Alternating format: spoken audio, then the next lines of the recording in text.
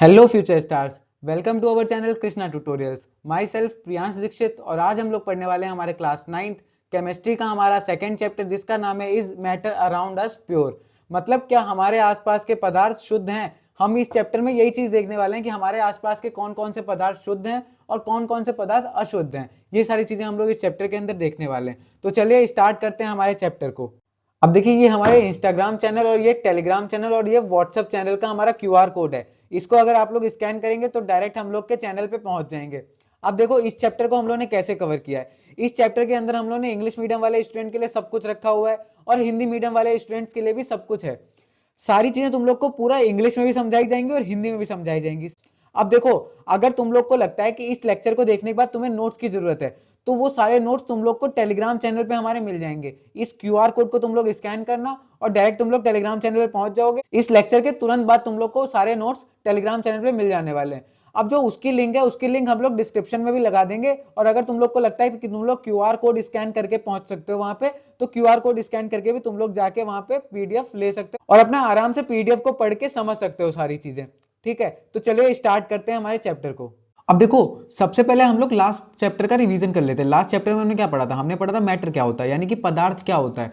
पदार्थ का मतलब क्या होता है? पदार्थ का मतलब होता है वो हर चीज जिसका कुछ द्रव्यमान हो और जो जगह घेरे और जिसको हम लोग अपनी इंद्रियों के द्वारा महसूस कर सके, उनको हम लोग क्या बोलते हैं? पदार्थ बोलते हैं। यानी कि जिसका कुछ मास हो, जो कुछ स्पेस ऑक्युपाई करे और जिनको हम लोग फील कर सके, उनको हम लोग बोलते हैं मैटर। ठीक है, मैटर का एग्जाम्पल क्या क्या है? एग्जाम्पल है जैसे हमारे आसपास में अगर चेयर रखी हुई है तो वो हो गया हमारा मैटर। हमारे पेन, हाथ में देखो ये पेन है, तो ये भी हमारा हो गया मैटर एक तरीके का। पेन भी हो गया मैटर। मोबाइल फोन हम लोग चलाते रहते हैं दिन भर, वो भी हमारा हो गया मैटर। और कॉपी जिसमें तुम लिख रहे हो वो भी हमारी होगी मैटर। ऐसी काफी सारी चीजें हम लोग के आसपास में जिनका कोई द्रव्यमान होता है, जो जगह घेरती है, उनको हम लोग बोलते हैं मैटर। और एयर, एयर भी हमारी मैटर होती है। एयर के बारे में काफी लोग को लगेगा कि भैया इनको तो हम देख भी नहीं सकते हैं, तो ये मैटर कैसे है? एयर मैटर इसलिए होता है, देखो, एयर को मैटर जानने के लिए तुम लोग एक एक्सपेरिमेंट कर सकते हो। क्या कर सकते हो तुम लोग? एक गुब्बारा लेना तुम लोग जो फूला ना हो। अब उस बिना फूले वाले गुब्बारे को तुम लेके जाना और उसको तौल के देखना, तो उसका वजन अलग आएगा। और अगर उसमें तुम हवा भरने के बाद में उसको तौलोगे तो उसका वजन अलग आएगा। जैसे देखो, फुटबॉल होती है हमारे पास ना, फुटबॉल में जब हवा नहीं भरी होती है तो वो हल्की सी होती है, और जब उसके अंदर हम हवा भर देते हैं तो वो भारी हो जाती है। क्यों भारी हो जाती है? क्योंकि एयर का भी हमारा वजन होता है। तो एयर जो होती है, एयर के पास भी हमारा मास होता है, इसीलिए हम लोग की जो फुटबॉल होती है वो हवा भरने के बाद में भारी हो जाती है और वो जगह भी घेर रही है। तो जो हमारी एयर होती है वो जगह भी घेरती है और उसके पास द्रव्यमान भी होता है कुछ, इसलिए हम लोग क्या बोल देते हैं कि एयर जो हमारी है, एयर भी हमारी मैटर होती है। अब देखो, जो चीज हमने समझाई वही सेम चीज यहाँ पे लिखी हुई है कि matter is anything has mass and occupies space. मतलब मैटर वो चीज होती है जिसका द्रव्यमान होता है और जो जगह घेरती है। और मास का मतलब क्या होता है? मास का मतलब होता है कि अमाउंट ऑफ मैटर, यानी कि पदार्थ की मात्रा कितनी है उसको हम लोग बोलते हैं मैटर। मतलब वस्तु के अंदर पदार्थ की कितनी मात्रा है उसको हम लोग बोलेंगे मास उसका। ठीक है। अब ऑक्युपाइज स्पेस का मतलब क्या होता है? ऑक्युपाइज स्पेस का मतलब है वो जगह घेर रही है, और जगह घेरने का मतलब क्या है? उसका कुछ आयतन होना चाहिए, यानी कि वॉल्यूम होनी चाहिए। अगर उसके पास वॉल्यूम होगी तो वो जगह घेरेगी, वरना वो जगह नहीं घेर पाएगी। और जो मैटर होता है, मैटर को हम लोग देख सकते हैं, टच कर सकते हैं और फील कर सकते हैं। और एयर जो होती है, एयर भी हमारी मैटर होती है। एयर क्यों मैटर होती है ये हमने बता दिया तुम लोग को। ठीक है। और जो मैटर होता है, मैटर बहुत ही छोटे छोटे पार्टिकल्स से मिलकर बना होता है, यानी कि बहुत छोटे छोटे कणों से मिलकर बना होता है। ठीक है, जिनको हम लोग एटम और मॉलिक्यूल कहते हैं, यानी कि परमाणु और अणु कहते हैं जिनको हम लोग।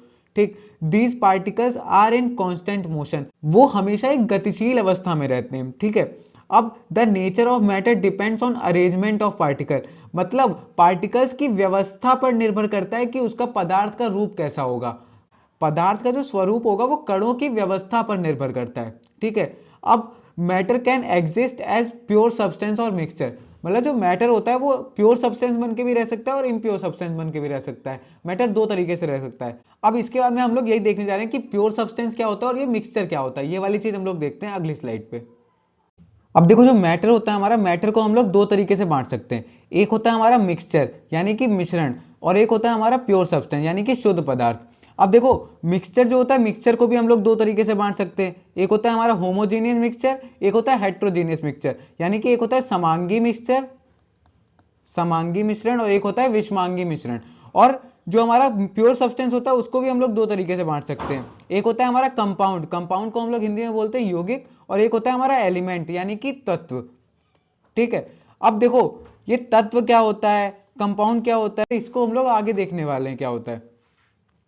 सबसे पहले हम लोग देख लेते हैं कि प्योर सब्सटेंस क्या होता है। ठीक है, अब देखो, अब हमारे सामने आता है कि प्योर सब्सटेंस आखिर क्या होता है। अब देखो, प्योर सब्सटेंस यानी कि शुद्ध पदार्थ। अब ये शुद्ध पदार्थ क्या होता है?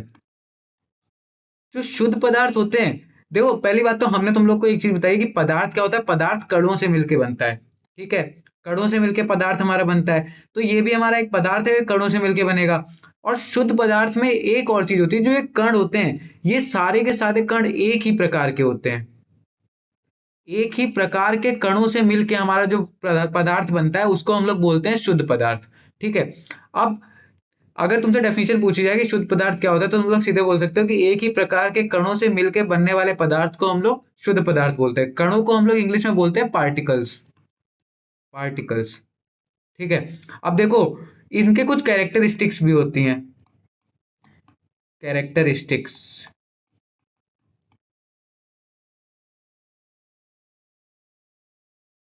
कैरेक्टरिस्टिक्स, अब इनकी कैरेक्टरिस्टिक्स क्या होती हैं?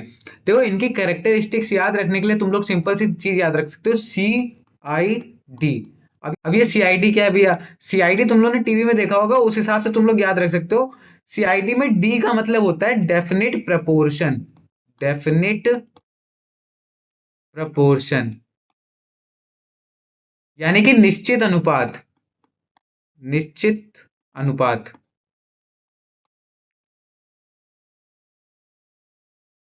और I का मतलब क्या होता है? इनसेपरेबल। सेपरेबल यानी कि इनको अलग अलग नहीं कर सकते हैं। ठीक है, अब सी का मतलब क्या होता है? कंपोजिशन। जो इनका कंपोजिशन होता है वो सेम होता है। जैसे मान लो ये हमारा एक ग्लास है, इसके अंदर हमने ले रखा है पानी। ठीक है, पानी हमने भर रखा है। अब अगर हम पानी को यहां से देखेंगे, तो भी हमें यहाँ पे H2O ही मिलेगा, यानी कि पानी ही मिलेगा। पानी का फॉर्मूला क्या होता है? H2O होता है। अगर हम यहां से देखेंगे तो भी हमें H2O ही मिलेगा, यहाँ पे देखेंगे तो भी हमें H2O ही मिलेगा, और यहाँ पे देखेंगे तो भी हमें H2O ही मिलेगा। तो क्या होता है इनमें? प्योर सब्सटेंस में एक चीज होती है कि अगर हम इनको कोई भी कोने से देखे, जाके इस कोने से देखें, इस कोने से देखें, इस कोने से देखें, इस कोने से देखें, तो हमें हर जगह पे ये एक ही तरीके के मिलने वाले हैं। तो इनका जो कंपोजिशन होता है वो सेम होता है। थ्रू आउट द सॉल्यूशन इनका कंपोजिशन सेम होने वाला है, मतलब पूरे के पूरे पदार्थ में इनका जो कंपोजिशन होगा वो सेम होगा। हम कहीं पर से भी देखें तो हमें वो उसी तरीके का मिलने वाला है। जैसे पानी हमको हर जगह से एक ही तरीके का मिल रहा है, तो ये पानी जो है हमारे, पानी क्या है? पानी हमारा प्योर है, यानी कि शुद्ध पदार्थ है। ठीक है, अब ये जो इनसेपरेबल है, इसका मतलब क्या होता है? इसका मतलब होता है जैसे ये हमारे पास H2O है। अब इस H2O को हम लोग ऐसा नहीं कर सकते कि अपना ऐसे हमने हाथ डाला और हाइड्रोजन को ऐसे निकाल दिया, और हाथ डाला ऑक्सीजन को ऐसे निकाल दिया। इन दोनों को हम लोग अलग अलग नहीं निकाल सकते। तो इनसेपरेबल का मतलब होता है कि हम लोग हाइड्रोजन और ऑक्सीजन इनको अलग अलग नहीं कर सकते, अलग नहीं कर सकते हैं। तो ये इनसेपरेबल हो जाएगा। ठीक है, अब ये निश्चित अनुपात का मतलब क्या है? निश्चित अनुपात का मतलब होता है जैसे H2O है, देखो हाइड्रोजन जो होता है, हाइड्रोजन का भार होता है 1 ग्राम, और ऑक्सीजन जो होता है इसका भार होता है 16 ग्राम। ठीक है, तो क्या हो रहा है यहाँ पर? देखो क्या हो रहा है, यहाँ पर दो हाइड्रोजन है, दो हाइड्रोजन है मतलब 2 ग्राम हाइड्रोजन है, और एक ऑक्सीजन है, यानी कि 16 ग्राम हमारा ऑक्सीजन है। ठीक, तो इनका जब हम अनुपात करेंगे तो 2/16 आएगा, यानी कि 1/8। अब इसका रेशियो निकलेगा 1:8। तो जब भी हमें पानी मिलने वाला है तो 1:8 की फॉर्म में मिलने वाला है। ऐसा नहीं होगा कि 1:9 की फॉर्म में मिल जाए। 1:9 की फॉर्म में हमें कभी नहीं मिलेगा, हमेशा 1:8 की फॉर्म में मिलेगा। तो इनका जो अनुपात होता है वो हमेशा निश्चित होता है। ठीक है, ये हमेशा डेफिनेट प्रपोर्शन में मिलते हैं। ये वाली चीज तुम लोगों ने अभी एटम एंड मॉलिक्यूल वाला जो चैप्टर पढ़ा है, परमाणु और अणु वाला, उस चैप्टर में भी तुमको ये पढ़ाया गया है। डेफिनेट प्रोपोर्शन का लॉ एक होता है, वो पढ़ाया गया, लॉ ऑफ डेफिनेट प्रोपोर्शन, वो चीज पढ़ाई गई है उसमें। तो उसमें भी तुम लोग देख सकते हो कि डेफिनेट प्रोपोर्शन का मतलब क्या होता है, कि इनका जो अनुपात होगा वो हमेशा हमेशा निश्चित होने वाला है। ठीक है, अब हम देख लेते हैं प्योर सब्सटेंस की डेफिनेशन वगैरह देख लेते हैं। अब देखो, जो चीज हमने समझाई सेम चीज यहाँ पे लिखी हुई है कि प्योर सब्सटेंस क्या होते हैं? वो वे सब्सटेंस होते हैं जो एक ही तरीके के पार्टिकल्स से मिलकर बने होते हैं, यानी कि एक ही प्रकार के कणों से मिलकर बने होते हैं। और जो प्योर सब्सटेंस होते हैं, इनका जो नेचर होता है वो आइडेंटिकल इन नेचर होता है। अब आइडेंटिकल इन नेचर का मतलब क्या है? आइडेंटिकल इन नेचर का मतलब है कि अगर इसके अंदर हमारा यहाँ पे पानी भरा हुआ है, तो इसके अंदर जितना भी पानी भरा हुआ है, पानी के अंदर जितने भी कण होने वाले हैं वो सारे के सारे कण, अगर हम इस वाले कण को उठा के देखें यहाँ पे और इस वाले कण को उठा के देखें, तो ये दोनों के दोनों कण एक ही तरीके के दिखाई देंगे हमको, यानी कि इनकी प्रकृति एक जैसी होगी, ये एक ही जैसे दिखाई देंगे हमको। तो हम लोग बोलते हैं कि आइडेंटिकल इन नेचर होते हैं, यानी कि इनकी प्रकृति समान होती है। ठीक है, फिर है हमारे पास a pure substance has a fixed composition. अभी फिक्स्ड कंपोजिशन वाला हमने तुमको समझाया कि फिक्स्ड कंपोजिशन का मतलब क्या है कि अगर हम किसी भी कोने से देखें, यहां से देखें, यहां से देखें, यहां से देखें, यहां से देखें, यहां से देखें, तो हमको हर जगह से सेम दिखाई देने वाला है। ठीक है, फिर यहाँ पे कि the composition of a pure substance does not change with place to place, मतलब जगह के साथ में इसका कंपोजिशन नहीं चेंज होगा। अगर हम यहाँ पे देख रहे हैं और यहाँ पे देख रहे हैं, तो दोनों जगह पे इसका कंपोजिशन सेम होने वाला है, मतलब यहाँ पे जैसा होगा वैसा ही ये यहाँ पे होने वाला है। वही यहाँ पे लिखा हुआ कि इसकी जो संरचना होगी वो स्थान या समय के अनुसार नहीं बदलेगी, स्थान और समय के अनुसार इसकी संरचना नहीं बदलने वाली है। ठीक है, फिर अगला है हमारे सामने, pure substance have definite physical and chemical properties. जैसे मान लो इस डिब्बे के अंदर अगर पानी भरा हुआ है, तो तुमने अपने घर पे देखा, तो इसकी कुछ प्रॉपर्टीज है, फिजिकल प्रॉपर्टीज इसकी कुछ निकली कि अगर इसको हम गर्म कर रहे हैं तो 100 डिग्री सेल्सियस पे ये भाप बन जा रहा है और 0 डिग्री सेल्सियस पे ये बर्फ बन जा रहा है। तो अगर तुम अपने घर से दूर कहीं चले जाओगे, 50-60 किलोमीटर दूर, तब जाके तुम देखोगे पानी की प्रॉपर्टीज, तो वहां पर भी तुमको सेम ही प्रॉपर्टीज मिलने वाले हैं कि 0 डिग्री सेल्सियस पे हमारा जो पानी होगा वो बर्फ बन जाएगा और 100 डिग्री सेल्सियस पे हमारा जो पानी होगा वो भाप बनने लगेगा। तो वो प्रॉपर्टीज तुम्हारी हमेशा समान रहने वाली है। तो वही यहाँ पे बोल रहा है कि इसकी जो फिजिकल प्रॉपर्टीज और केमिकल प्रॉपर्टीज होती हैं वो हमेशा सेम रहती हैं, यानी कि रासायनिक गुण और जो भौतिक गुण है वो हमेशा समान रहते हैं। फिर अगला है हमारे पास, a pure substance cannot be separable into other substance by physical method। मतलब ये है कि अगर ये हमारे पास प्योर सब्सटेंस है, ये H2O है हमारे पास, तो H2O में से हम ऑक्सीजन और हाइड्रोजन को भौतिक विधियों से अलग अलग नहीं कर सकते हैं। ये चीज यहाँ पर भी लिखी हुई है कि भौतिक विधियों द्वारा इनको अलग अलग नहीं किया जा सकता है। ठीक, फिर है element and compound are consider pure substance. अब जो प्योर सब्सटेंस होते हैं हमारे पास, दो प्योर सब्सटेंस है, एक होता है एलिमेंट जिसको हम लोग बोलते हैं तत्व, और एक होता है हमारा कंपाउंड जिसको हम लोग क्या बोलते हैं, यौगिक। यौगिक, ठीक है। अब फिर इसके कुछ एग्जांपल्स हैं, गोल्ड, जैसे सोना है हमारे पास, सोना हमारा प्योर होता है। ऑक्सीजन, जो ऑक्सीजन है, ऑक्सीजन हर जगह पे ऑक्सीजन ही रहेगा, तो वो भी हमारा एक प्योर सब्सटेंस है। फिर पानी है हमारा, जो पानी भी हमारा प्योर सब्सटेंस है। ठीक, इसी टाइप से हम लोग काफी सारे एग्जांपल्स ले सकते हैं प्योर सब्सटेंस के। अब इसके बाद में हम लोग देखते हैं कि एलिमेंट और ये कंपाउंड क्या होता है। अब देखो, अब जो हमारे प्योर सब्सटेंस होता है इनको हम लोग ने दो तरीके से बांट रखा है। एक हमारा होता है एलिमेंट जिसको हम लोग हिंदी में बोलते हैं तत्व, और एक हमारा होता है कंपाउंड जिसको हम लोग हिंदी में बोलते हैं यौगिक। ठीक है, अब तत्व क्या होता है? तत्व हमारे वे पदार्थ होते हैं जिनको हम लोग और छोटे पदार्थों में नहीं बांट सकते। मतलब कोई ऐसा मैटर है जिसको हम लोग और छोटे छोटे मैटर्स में नहीं बांट पा रहे हैं, तो उसको हम लोग क्या बोलेंगे? पदार्थ बोलेंगे।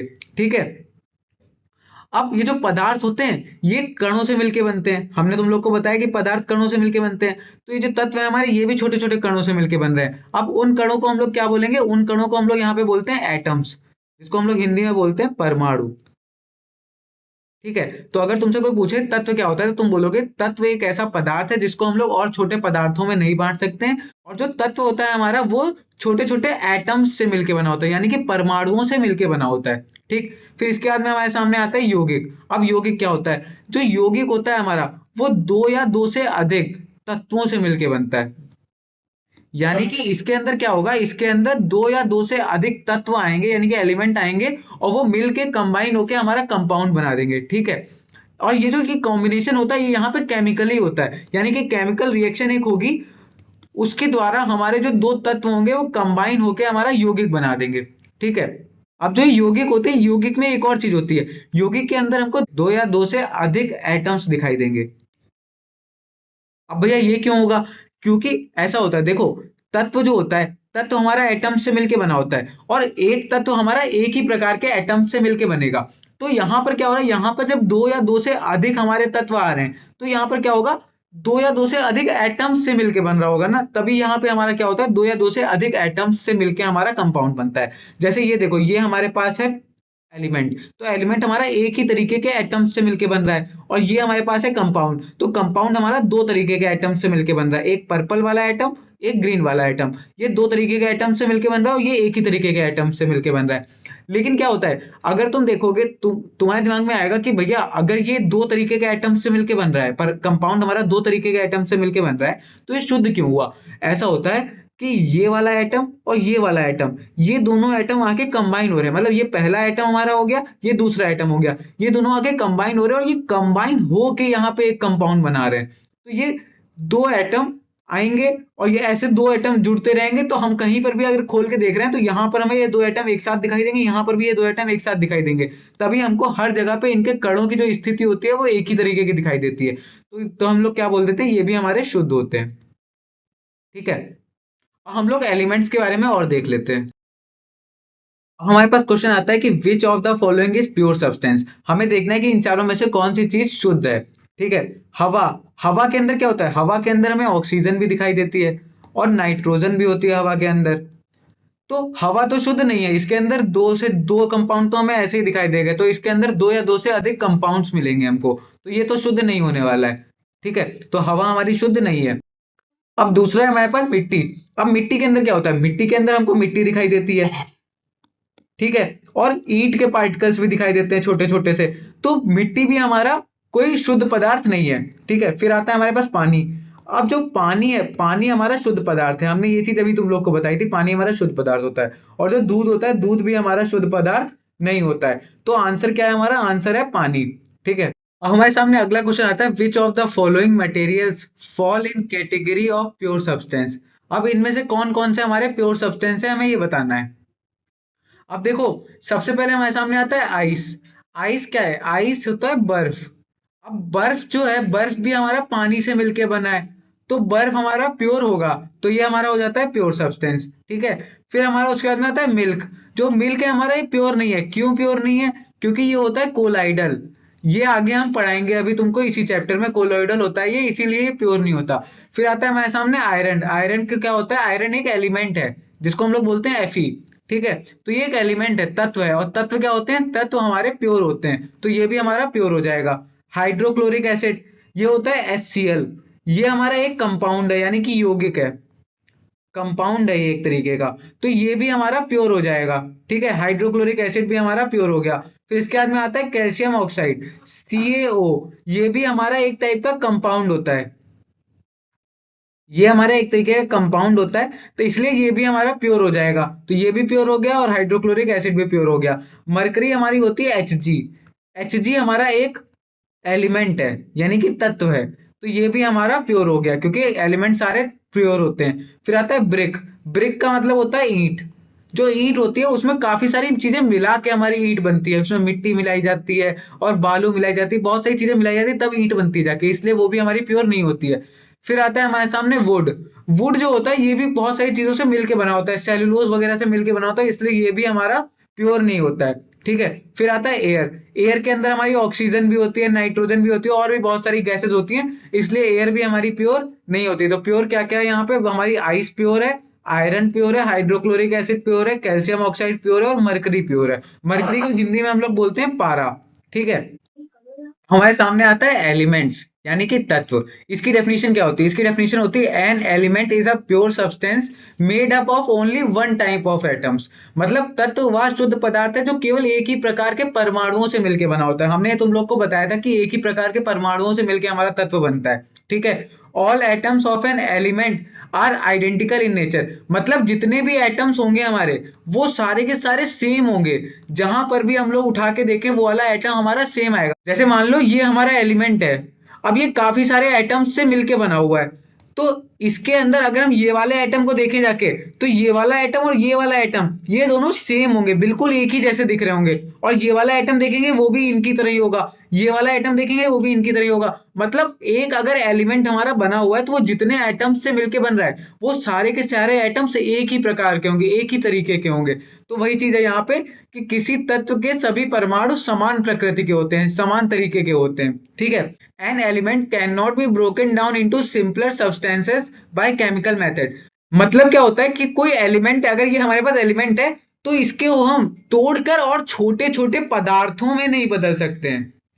ठीक है, इसको हम और तोड़ के छोटे छोटे पदार्थों में नहीं बदल सकते। तो वही चीज यहाँ पे लिखी हुई है, an element can not be broken down into simpler substances by chemical methods.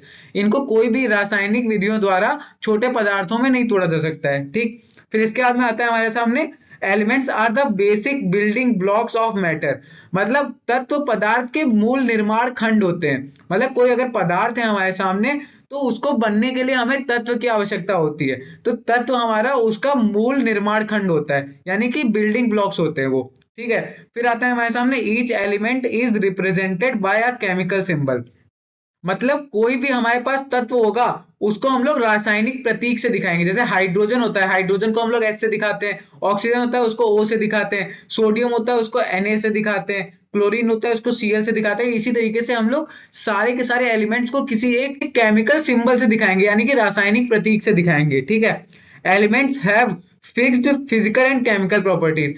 अगर हाइड्रोजन की प्रॉपर्टी यहां पर कुछ है, तो वो हाइड्रोजन की प्रॉपर्टी कहीं और हम देखेंगे जाके तो भी वही रहने वाली है। ऐसा नहीं होगा कि वहां पे जाके इसकी प्रॉपर्टी कुछ चेंज हो जाए। ठीक है, तो हाइड्रोजन की प्रॉपर्टी यहाँ पर जो है वही वहां पे भी रहने वाली है। तो वही चीज यहाँ पे बता रहा है कि कोई भी एलिमेंट अगर हम ले रहे हैं तो उसकी फिजिकल और केमिकल प्रॉपर्टीज हमेशा समान रहने वाली है, फिक्स्ड होती हैं। यानी कि भौतिक और रासायनिक गुण जो उसके होते हैं वो हमेशा निश्चित रहते हैं। ठीक है, अब हम लोग के पास इस टाइम पे कितने एलिमेंट्स हैं? हम लोग के पास इस टाइम पे 118 एलिमेंट्स हैं। ठीक है, अब example of elements, hydrogen, oxygen, iron, carbon, ये हमारे एग्जाम्पल हैं एलिमेंट्स के। हाइड्रोजन को हम लोग एस से दिखाते हैं, ऑक्सीजन को ओ से, आयरन को Fe से, कार्बन को सी से।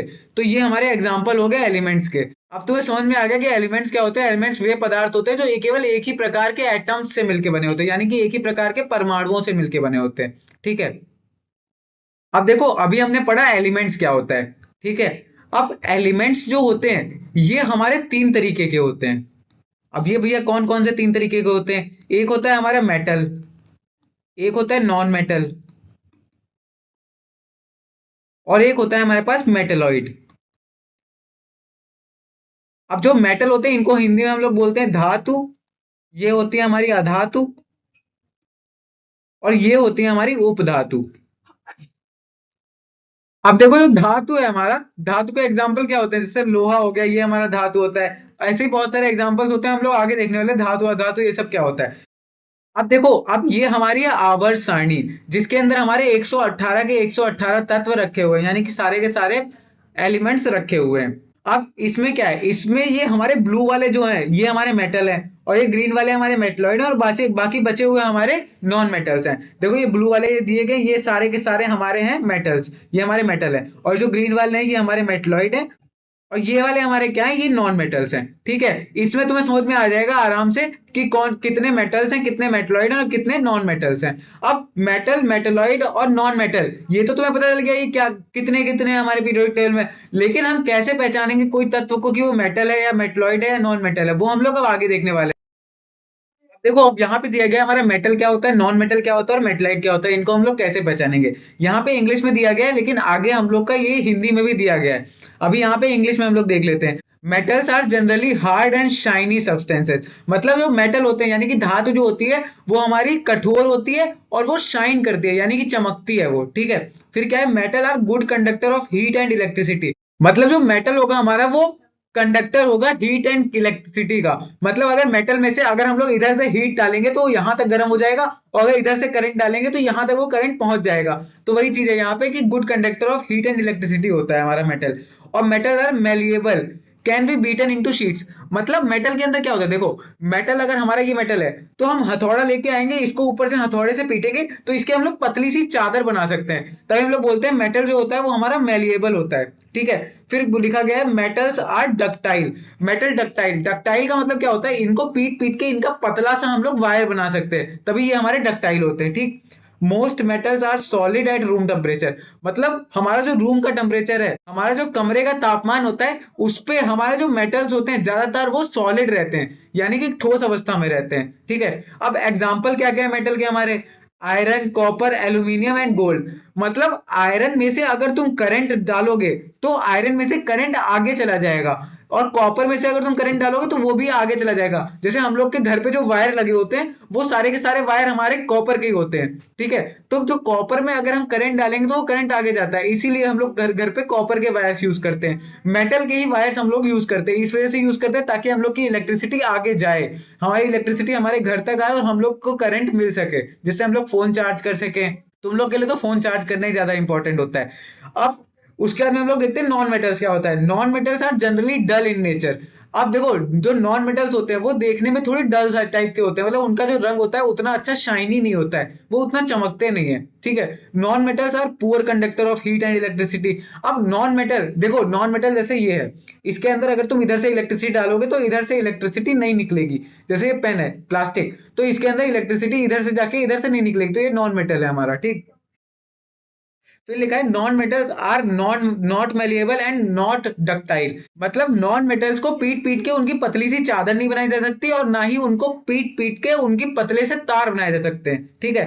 फिर लिखा है नॉन मेटल्स में exist in solid, liquid or gas. जो नॉन मेटल है वो सॉलिड में भी एग्जिस्ट कर सकते हैं, लिक्विड में भी और गैस में भी, तीनों में एग्जिस्ट कर सकते हैं। अब एग्जांपल क्या है नॉन मेटल के, जैसे ऑक्सीजन हो गया, ये नॉन मेटल है। सल्फर ये नॉन मेटल है, कार्बन ये नॉन मेटल है और नाइट्रोजन ये नॉन मेटल है, ठीक है। फिर इसके बाद में आता है हमारा मेटेलॉइड। अब जो मेटेलॉइड होते हैं ये क्या होते हैं, ये कभी कभी हमारा मेटल का बिहेवियर शो करेंगे और कभी कभी हमारा ये नॉन मेटल का बिहेवियर शो करते हैं। They are also called semi metals, मतलब ये आधे मेटल होते हैं और आधे नॉन मेटल होते हैं, ठीक है। Metalloids are generally brittle solids. Brittle का मतलब होता है कि अगर इनको तोड़ा जाए, इनके ऊपर से मारा जाए हथौड़ा वगैरह, तो ये टूट जाएंगे छोटे छोटे टुकड़ों में, इसीलिए इनको बोला जाता है ब्रिटल सॉलिड्स। अब एग्जांपल क्या है मेटेलॉइड्स का, सिलिकॉन, बोरॉन, जर्मेनियम, ये हमारे एग्जांपल्स हैं मेटेलॉइड के, ठीक है। अब वही सेम चीज यहाँ पे हिंदी में लिखी हुई है। धातुएं सामान्यतः कठोर और चमकीली होती हैं। धातुएं ऊष्मा और विद्युत की अच्छी चालक होती हैं। धातुएं पीट कर चादर बनाई जा सकती हैं। धातुओं से तार बनाए जा सकते हैं, यानी कि धातुओं के अंदर तन्यता होती है और नम्यता भी होती है, ठीक है। अधिकांश धातुएं सामान्य ताप पर ठोस होती है, यानी कि अधिकांश धातुएं जो होती हैं वो रूम टेम्परेचर पर ठोस पाई जाती हैं। फिर लोहा, तांबा, एल्यूमिनियम और सोना ये हमारे धातुओं के उदाहरण हैं। अब अधातुएं क्या होती हैं, अधातुएं सामान्यतः चमकहीन होती है, मतलब इनके अंदर कोई चमक नहीं होती है। अधातुएं ऊष्मा और विद्युत की खराब चालक होती हैं। अधातुएं ना नम्य होती हैं और ना ही तन्य होते हैं, ना ही इनकी चादरें पतली बनाई जा सकती हैं और ना ही इनके पतले पतले तार बनाए जा सकते हैं, ठीक है। फिर अधातुएं ठोस, द्रव या गैस किसी भी अवस्था में पाई जा सकती हैं, ठीक। फिर इसके एग्जाम्पल क्या है, ऑक्सीजन, गंधक, कार्बन और नाइट्रोजन, ये इनकी अधातुओं के एग्जाम्पल्स हैं, ठीक है। अब उपधातु हमारा क्या होता है, उपधातु वो होता है जिसके अंदर धातु और अधातु दोनों के गुण पाए जाते हैं, ठीक है। इन्हें अर्धधातु भी कहा जाता है। उपधातु सामान्यतः भंगुर ठोस होती है। भंगुर ठोस का मतलब है कि इनके ऊपर अगर मारा जाए तो ये छोटे छोटे टुकड़ों में टूट जाएंगी, ठीक है। सिलिकॉन, बोरॉन और जर्मेनियम इनके उपधातुओं के कुछ उदाहरण हैं, ठीक। अब देखो, अब हमारे सामने आता है कंपाउंड्स। अब कंपाउंड्स क्या होते हैं, a compound is a pure substance formed by chemical combination of two or more elements. मतलब दो या दो से अधिक तत्वों के रासायनिक संयोजन से हमारा यौगिक बनता है, ठीक है। देखो कैसे बन रहा है। अब जैसे दो हाइड्रोजन है हमारे पास और ये ऑक्सीजन आया, इनकी केमिकल रिएक्शन हुई और ये हमारा H2O यहाँ पर बन गया, यानी कि ये यौगिक हमारा तैयार हो गया इन दोनों के रासायनिक संयोजन से, यानी कि केमिकल कॉम्बिनेशन से, ठीक है। तो क्या होता है, दो या दो से अधिक तत्व आते हैं हमारे, उनके अंदर केमिकल रिएक्शन होती है और हमारा यौगिक बन जाता है। इस टाइप से हमारा यौगिक बनता है, ठीक है। फिर लिखा है the elements in a compound combine in a fixed ratio by mass. जैसे हमने जो बताया तुम लोग को कि H2O में क्या है, दो हाइड्रोजन है और एक ऑक्सीजन है। तो एक हाइड्रोजन का मास होता है 1 ग्राम, तो दो हाइड्रोजन का मास हो जाएगा 2 ग्राम। एक ऑक्सीजन का मास हो जाएगा हमारा 16 ग्राम। तो ये हमारे हमेशा इसी रेशियो में आने चाहिए कि 2/16, जिसका रेशियो निकल के आएगा 1/8, यानी कि 1:8 में ही हमेशा हमारा ये आने चाहिए। अगर ये 1:8 में हाइड्रोजन और ऑक्सीजन आएंगे तभी हमारा यहाँ पे कंपाउंड बनेगा, वरना हमारा कंपाउंड नहीं बनने वाला है, वरना हमारा ये H2O नहीं बनेगा, फिर वो कुछ और बन जाएगा, मतलब पानी नहीं बनेगा, वो कुछ और बन जाएगा जाके, ठीक है। फिर क्या लिखा है, a compound has property different from the it's constituent element. अब हमारे पास है हाइड्रोजन और ऑक्सीजन। हाइड्रोजन का नेचर होता है ये जलने के लिए सपोर्ट करता है, जलने के लिए सपोर्ट करता है। और जो ऑक्सीजन होता है ये भी हमारा ज्वलनशील होता है, ठीक है। ये भी हमारा ज्वलनशील होता है और इन दोनों को मिला के हम क्या बना रहे हैं, हम H2O बना रहे हैं। और H2O क्या है, H2O है पानी। तो और पानी क्या करता है, पानी आग को बुझाता है, आग बुझाता है ये, अब खुद देखो नेचर बिल्कुल चेंज हो गया।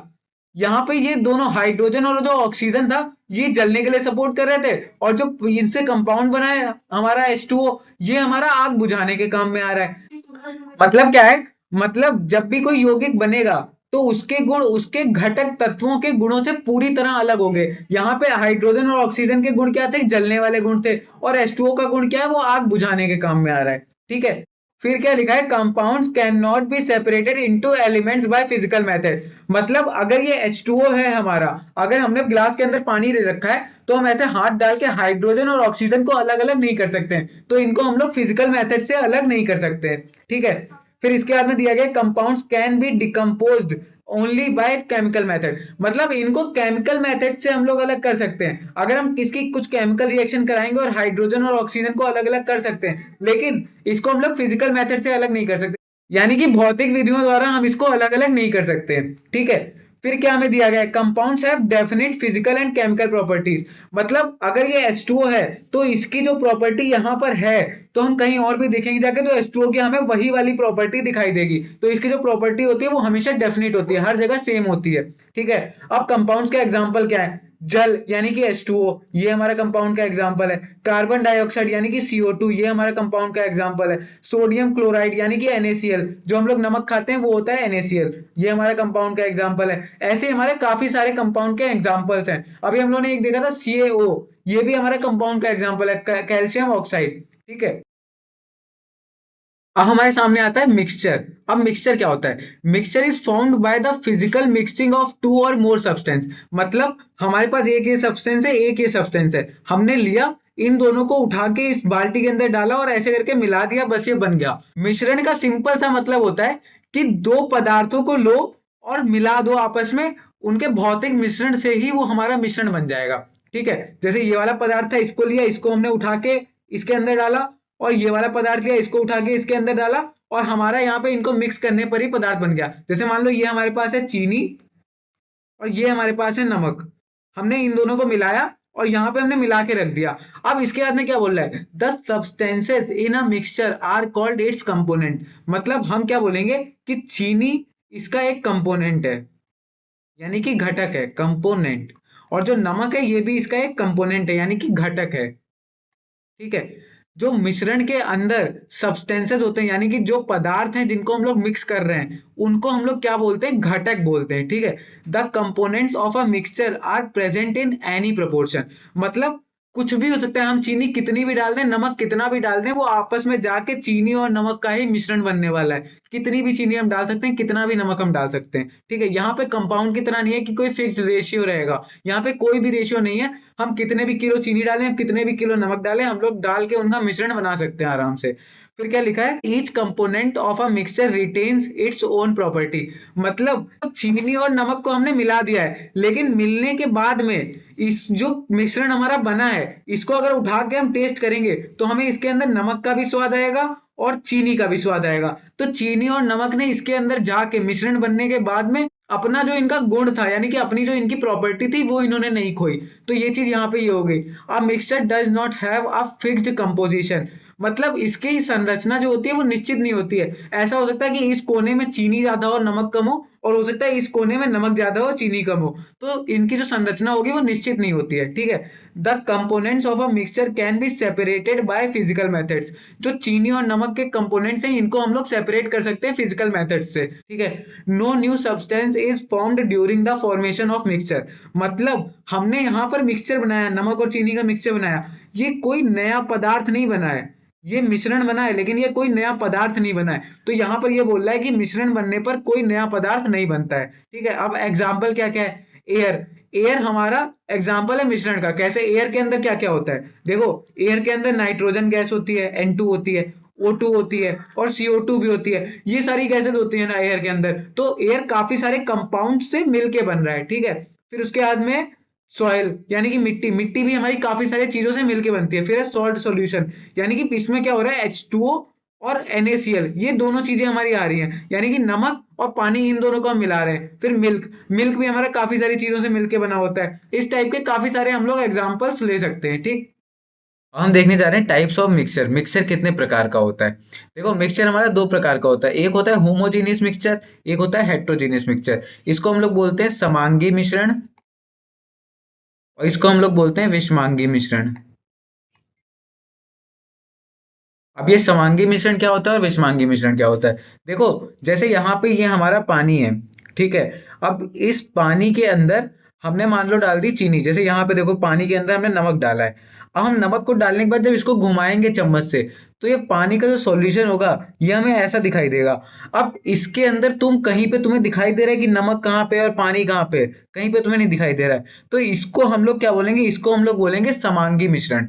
क्यों समांगी मिश्रण बोलेंगे। समांगी मिश्रण में क्या होता है कि जब हम दोनों को मिश्रित कर देते हैं, मतलब आपस में मिला देते हैं, तो उसके बाद में क्या होता है, हम उनके कंपोनेंट्स को अलग से देख नहीं सकते। अब इसके अंदर हम पानी और नमक को अलग अलग नहीं देख पा रहे हैं, तो इसको हम लोग बोलेंगे समांगी मिश्रण। ठीक है। अब विषमांगी मिश्रण क्या होता है, जैसे मान लो यहाँ पे एक ग्लास में पानी भरा हुआ है, अब इसके अंदर तुमने लाके सॉइल डाल दी, यानी कि मिट्टी डाल दी लाके। अब मिट्टी डालने पे क्या होगा, मिट्टी तुम्हें नीचे जमा होती दिखाई दे जाएगी। तुम्हें पूरी सारी की सारी मिट्टी नीचे जमा होती दिखाई दे जाएगी। तो तुम जब उसको बाद में देखोगे तो तुम्हें लगे दिखाई देगा कि यहाँ पर तुम्हारी मिट्टी है और ऊपर साइड तुम्हारा पानी है। तुम्हें ये चीज पूरी साफ साफ पता चल जाएगी। तो इसको हम लोग क्या बोलेंगे, इसको हम लोग बोलेंगे हेट्रोजीनियस मिक्सचर, यानी कि विषमांगी मिश्रण। विषमांगी मिश्रण में क्या होता है कि हम लोग दोनों कंपोनेंट को अलग से देख सकते हैं, अपनी आंखों से देख सकते हैं। और समांगी मिश्रण में क्या होता है, दोनों कंपोनेंट बिल्कुल मिक्स होने के बाद में ऐसा लगता है कि ये एक ही चीज है, एक ही तरीके का कंपोनेंट है। हम लोग देखने जा रहे हैं होमोजीनियस मिक्सचर। अब ये होमोजीनियस मिक्सचर क्या होता है, देखो अभी हमने क्या बताया, होमोजीनियस मिक्सचर क्या होता है कि अगर हमने ग्लास के अंदर पानी लिया और पानी के अंदर अगर हमने नमक मिलाया है, तो मिलाने के बाद में हमको इसके अंदर पानी और नमक अलग अलग नहीं दिखाई देगा। दोनों चीजें ऐसे मिलकर दिखाई देंगी कि वो दोनों चीजें एक ही हैं, समान ही हैं। तो वही चीज यहाँ पे भी लिखी हुई है, a homogeneous mixture is a mixture with uniform composition through out. मतलब समांगी मिश्रण वह मिश्रण होता है जिसमें संरचना पूरे मिश्रण में समान होती है। मतलब पूरे के पूरे मिश्रण में समान संरचना होगी। हम लोग पूरे मिश्रण को कहीं से भी देखें तो हमें लगेगा बिल्कुल सेम है ये तो वही चीज को हम लोग बोलते हैं समांगी मिश्रण। ठीक है। अब इसमें क्या लिखा है, the components of a homogeneous mixture are evenly distributed.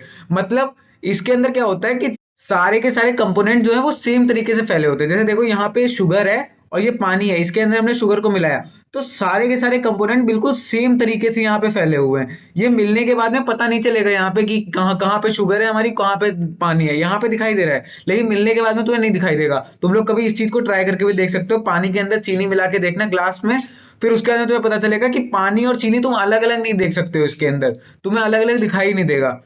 अब इसके बाद में क्या बोल रहा है, it appears as a single phase, यानी कि एक ही अवस्था में दिखाई देते हैं। ये लगता है कि एक ही अवस्था में है बिल्कुल। जैसे शुगर थी, शुगर हमारी ठोस थी, और पानी हमारा क्या था, पानी हमारा लिक्विड था। तो वो मिलने के बाद में हम लोग को लिक्विड ही दिखाई दे रहा है ना, हमको ठोस वहां पे नहीं दिखाई दे रहा है, वहां पे ठोस वाली चीज कोई भी नहीं दिखाई दे रही है। तो ये एक ही फेज में दिखाई देते हैं हम लोग को। ठीक है। फिर अगला क्या है, the different components can not be seen separately with naked eyes.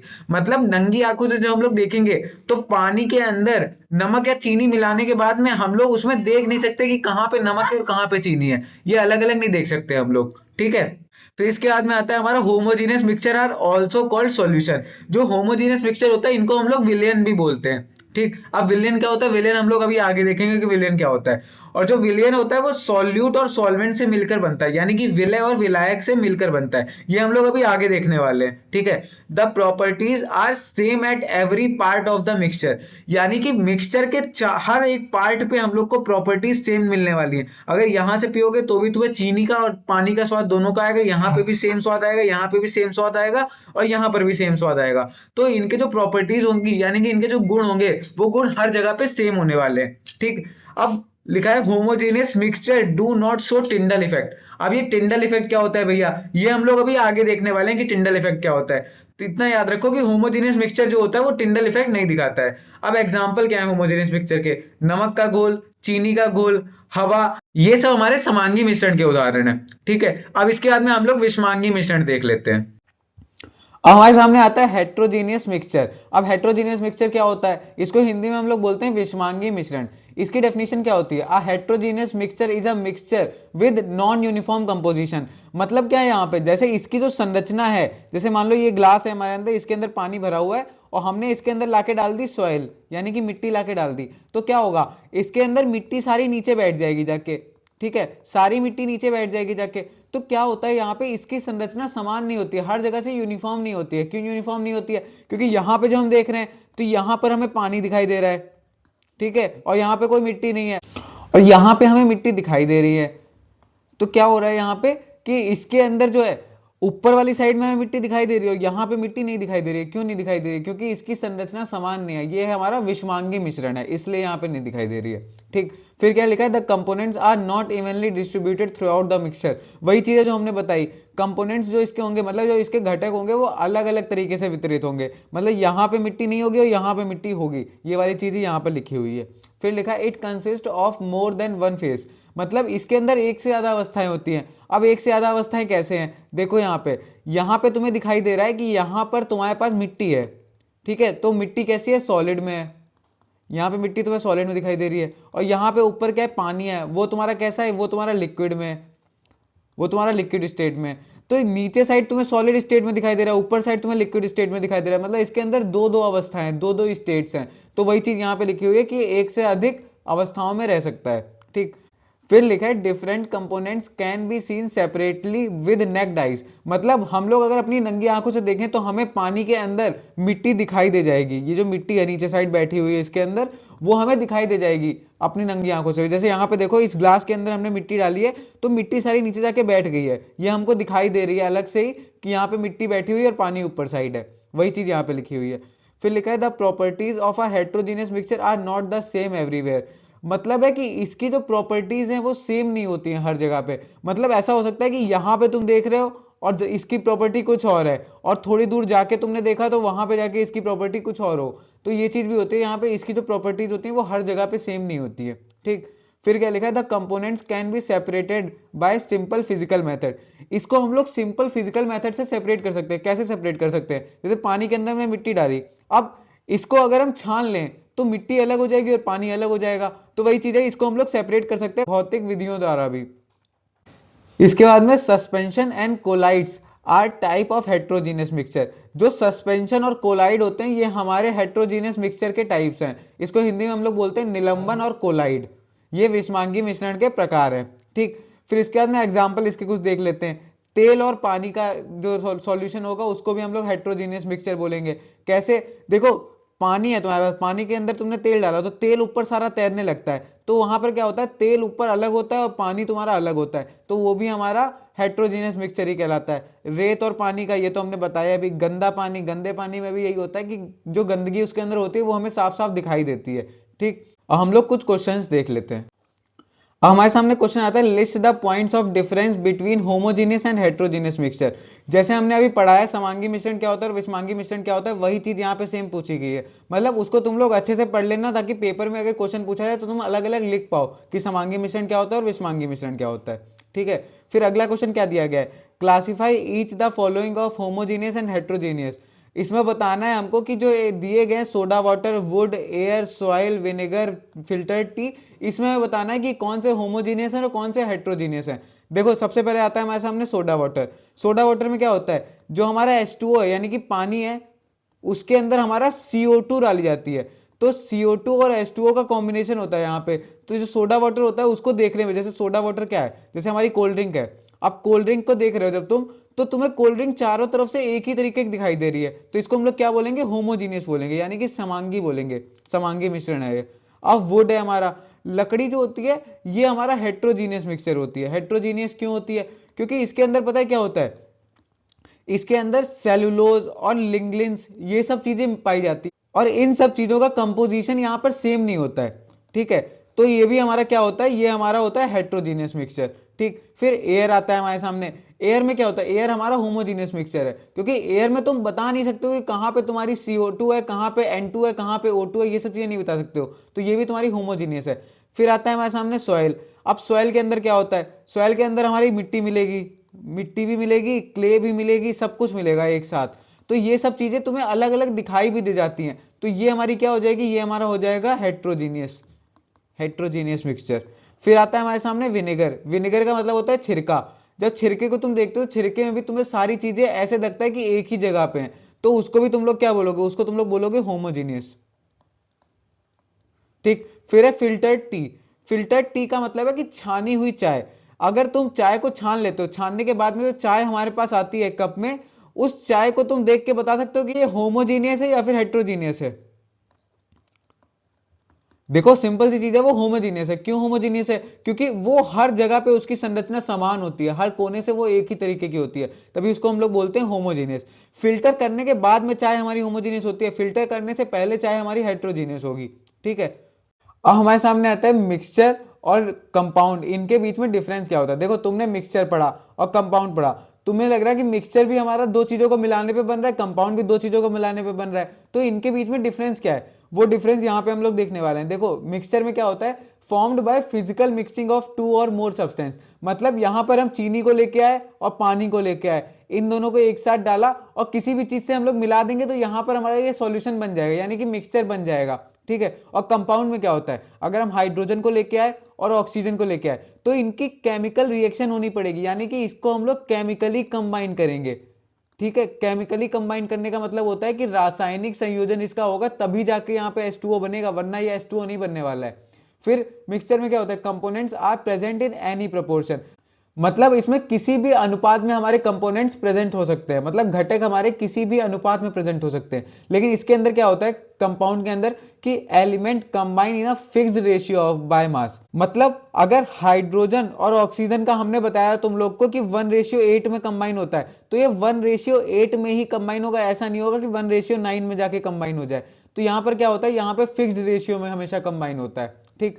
फिर यहाँ पे लिखा है मिक्सचर में each components retains its own property. मतलब ये अपनी प्रॉपर्टी जाके खोते नहीं है। जैसे हमने बताया तुम्हें, चीनी और नमक अगर तुमने मिलाया, शुगर प्लस सॉल्ट अगर ये तुमने मिलाया, तो इसको तुम अगर मिलाने के बाद में खाओगे तो तुम्हें चीनी का भी स्वाद आएगा और नमक का भी स्वाद आएगा, दोनों का स्वाद आने वाला है। लेकिन इसके अंदर क्या होता है, जैसे हमने बताया हाइड्रोजन जो होता है, हाइड्रोजन जलने के लिए काम आता है।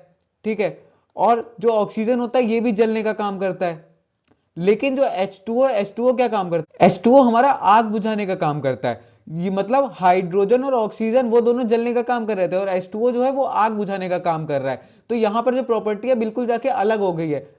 हाइड्रोजन और ऑक्सीजन की तरह कोई भी प्रॉपर्टी इसके अंदर नहीं है, ये आग बुझाने का काम कर रहा है। ठीक। फिर यहां पर लिखा है no new substance is formed. मतलब जब हम किसी का मिश्रण बनाते हैं तो वहां पर कोई नया पदार्थ नहीं बनता है। लेकिन यहां पर क्या होता है, इन दोनों का जब हम कंपाउंड बनाएंगे, कोई भी दो चीजों का, जैसे हाइड्रोजन और ऑक्सीजन का हम कंपाउंड बना रहे हैं तो हमारा H2O बन रहा है। H2O हमारा क्या है, पानी है, तो ये भी एक तरीके का पदार्थ बन रहा है जाके। मतलब दो चीजों के कंबाइन करने पर हम जो कंपाउंड बना रहे हैं वो हमारा एक पदार्थ बनेगा। लेकिन मिक्सचर अगर हम दो चीजों को कंबाइन करके बनाएंगे तो वो हमारा पदार्थ नहीं होगा। फिर यहाँ पे लिखा है components can be separated by physical method. मतलब इनको हम लोग फिजिकल मेथड द्वारा सेपरेट कर सकते हैं, यानी कि छान के, छन्नी से, या फिर बहुत सारे फिजिकल मेथड होते हैं उनके द्वारा सेपरेट कर सकते हैं। लेकिन इसमें क्या होगा, H2O में तुम ऐसा नहीं कर सकते हो कि हाथ डाल के तुमने H को अलग निकाल दिया और ऑक्सीजन को अलग निकाल दिया, तो इनको तुम लोग फिजिकल मेथड द्वारा सेपरेट नहीं कर पाओगे। फिर यहाँ पे लिखा है mixtures do not have fixed composition. मतलब जो मिक्सचर होते हैं उनकी संरचना कोई फिक्स नहीं होती है, निश्चित संरचना नहीं होती। लेकिन कंपाउंड में क्या होता है, इनकी संरचना हमेशा निश्चित होती है। जैसे H2O जो होता है, H2O का डायग्राम ये होता है इस टाइप का, तो ये हर जगह ऐसा ही रहने वाला है, कहीं पे जाके चेंज नहीं हो जाएगा। लेकिन मिक्सचर में अगर हमने दो चीजों को मिलाया, पानी और नमक को मिलाया, तो अगर हम यहाँ पर मान लो 1 चम्मच नमक डाले हैं पानी के अंदर, 1 गिलास पानी के अंदर, तो अगर हम इसके अंदर 2 चम्मच नमक भी डाल देंगे तब भी वो हमारा मिश्रण ही बनेगा। तो ऐसा नहीं होगा कि मिश्रण नहीं बन रहा है, लेकिन यहाँ पर वो चीज नहीं होने वाली है। फिर एग्जाम्पल क्या है हमारे मिक्सचर के, हवा, नमक का घोल, मिट्टी, ये हमारे एग्जाम्पल है मिश्रण के। फिर एग्जाम्पल क्या है हमारे कंपाउंड के, H2O और NaCl यानी कि सोडियम क्लोराइड जो नमक होता है हमारा, ये हमारे एग्जाम्पल हैं कंपाउंड्स के। हमारे सामने आता है सॉल्यूशन। आखिर सॉल्यूशन क्या होता है? देखो जो सॉल्यूशन होता है वो एक होमोजीनियस मिक्सचर होता है दो या दो से अधिक सब्सटेंस का, यानी कि दो या दो से अधिक पदार्थों का एक समांगी मिश्रण होता है जिसको हम लोग कहते हैं विलयन। ठीक है, ये होती है इसकी डेफिनेशन।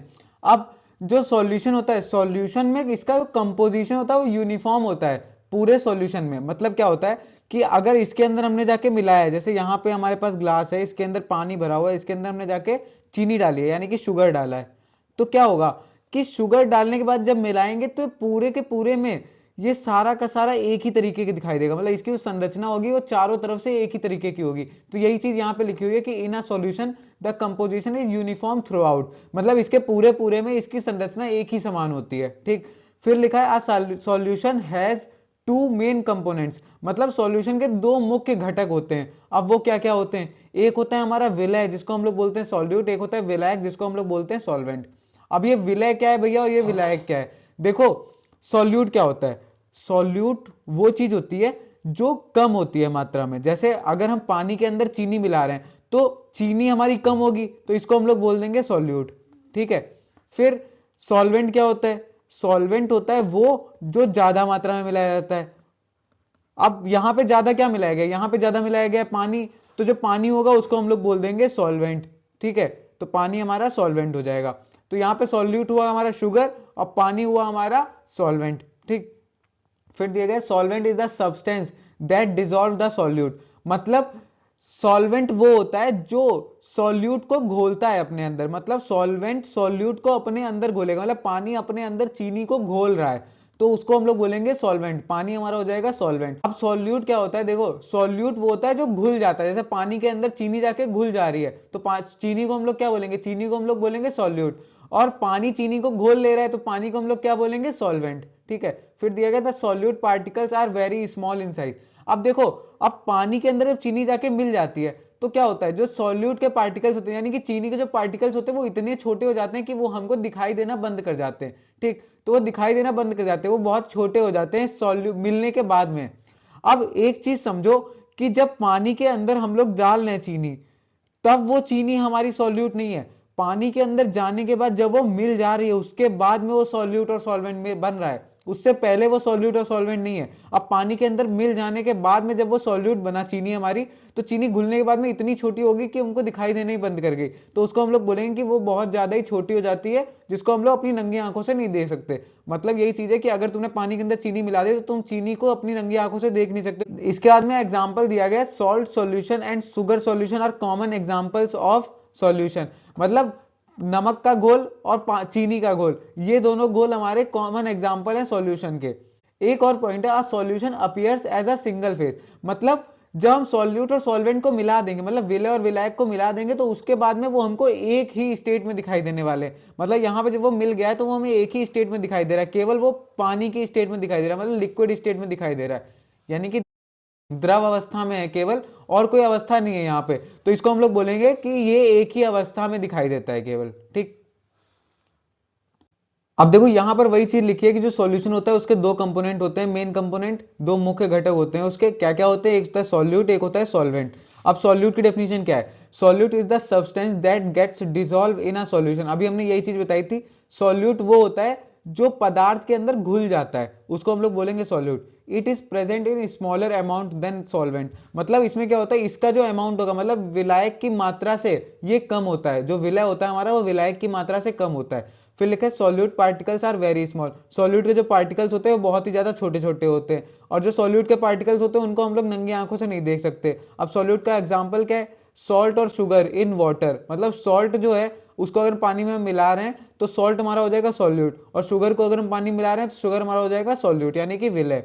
ठीक है, अब हमारे सामने आता है विलायक यानी कि solvent. Solvent is the substance that dissolves the solute, solvent वो होता है, विलायक वो होता है जो विलय को अपने अंदर घोलता है, उसको हम लोग बोलते हैं विलायक। ठीक, फिर लिखा है it is present in larger amount in the solution, मतलब ये सॉल्यूशन के अंदर सॉल्यूट से ज्यादा प्रेजेंट होता है, सॉल्यूट जितना हमने लिया है इससे ज्यादा हमारा सॉल्वेंट होता है। ठीक, फिर लिखा है solvent determines the physical state of the solution. अब इसका मतलब क्या है? इसका मतलब ये जो सॉल्वेंट होगा वो बताएगा कि जो सॉल्यूशन हमारा बनने वाला है उसकी फिजिकल स्टेट क्या रहने वाली है, मतलब उसकी अवस्था क्या रहने वाली है। मतलब भैया ये समझ में नहीं आया, ये इसमें क्या हो रहा है? देखो जैसे पानी है हमारा, पानी हमारा है यहाँ पे क्या? सॉल्वेंट।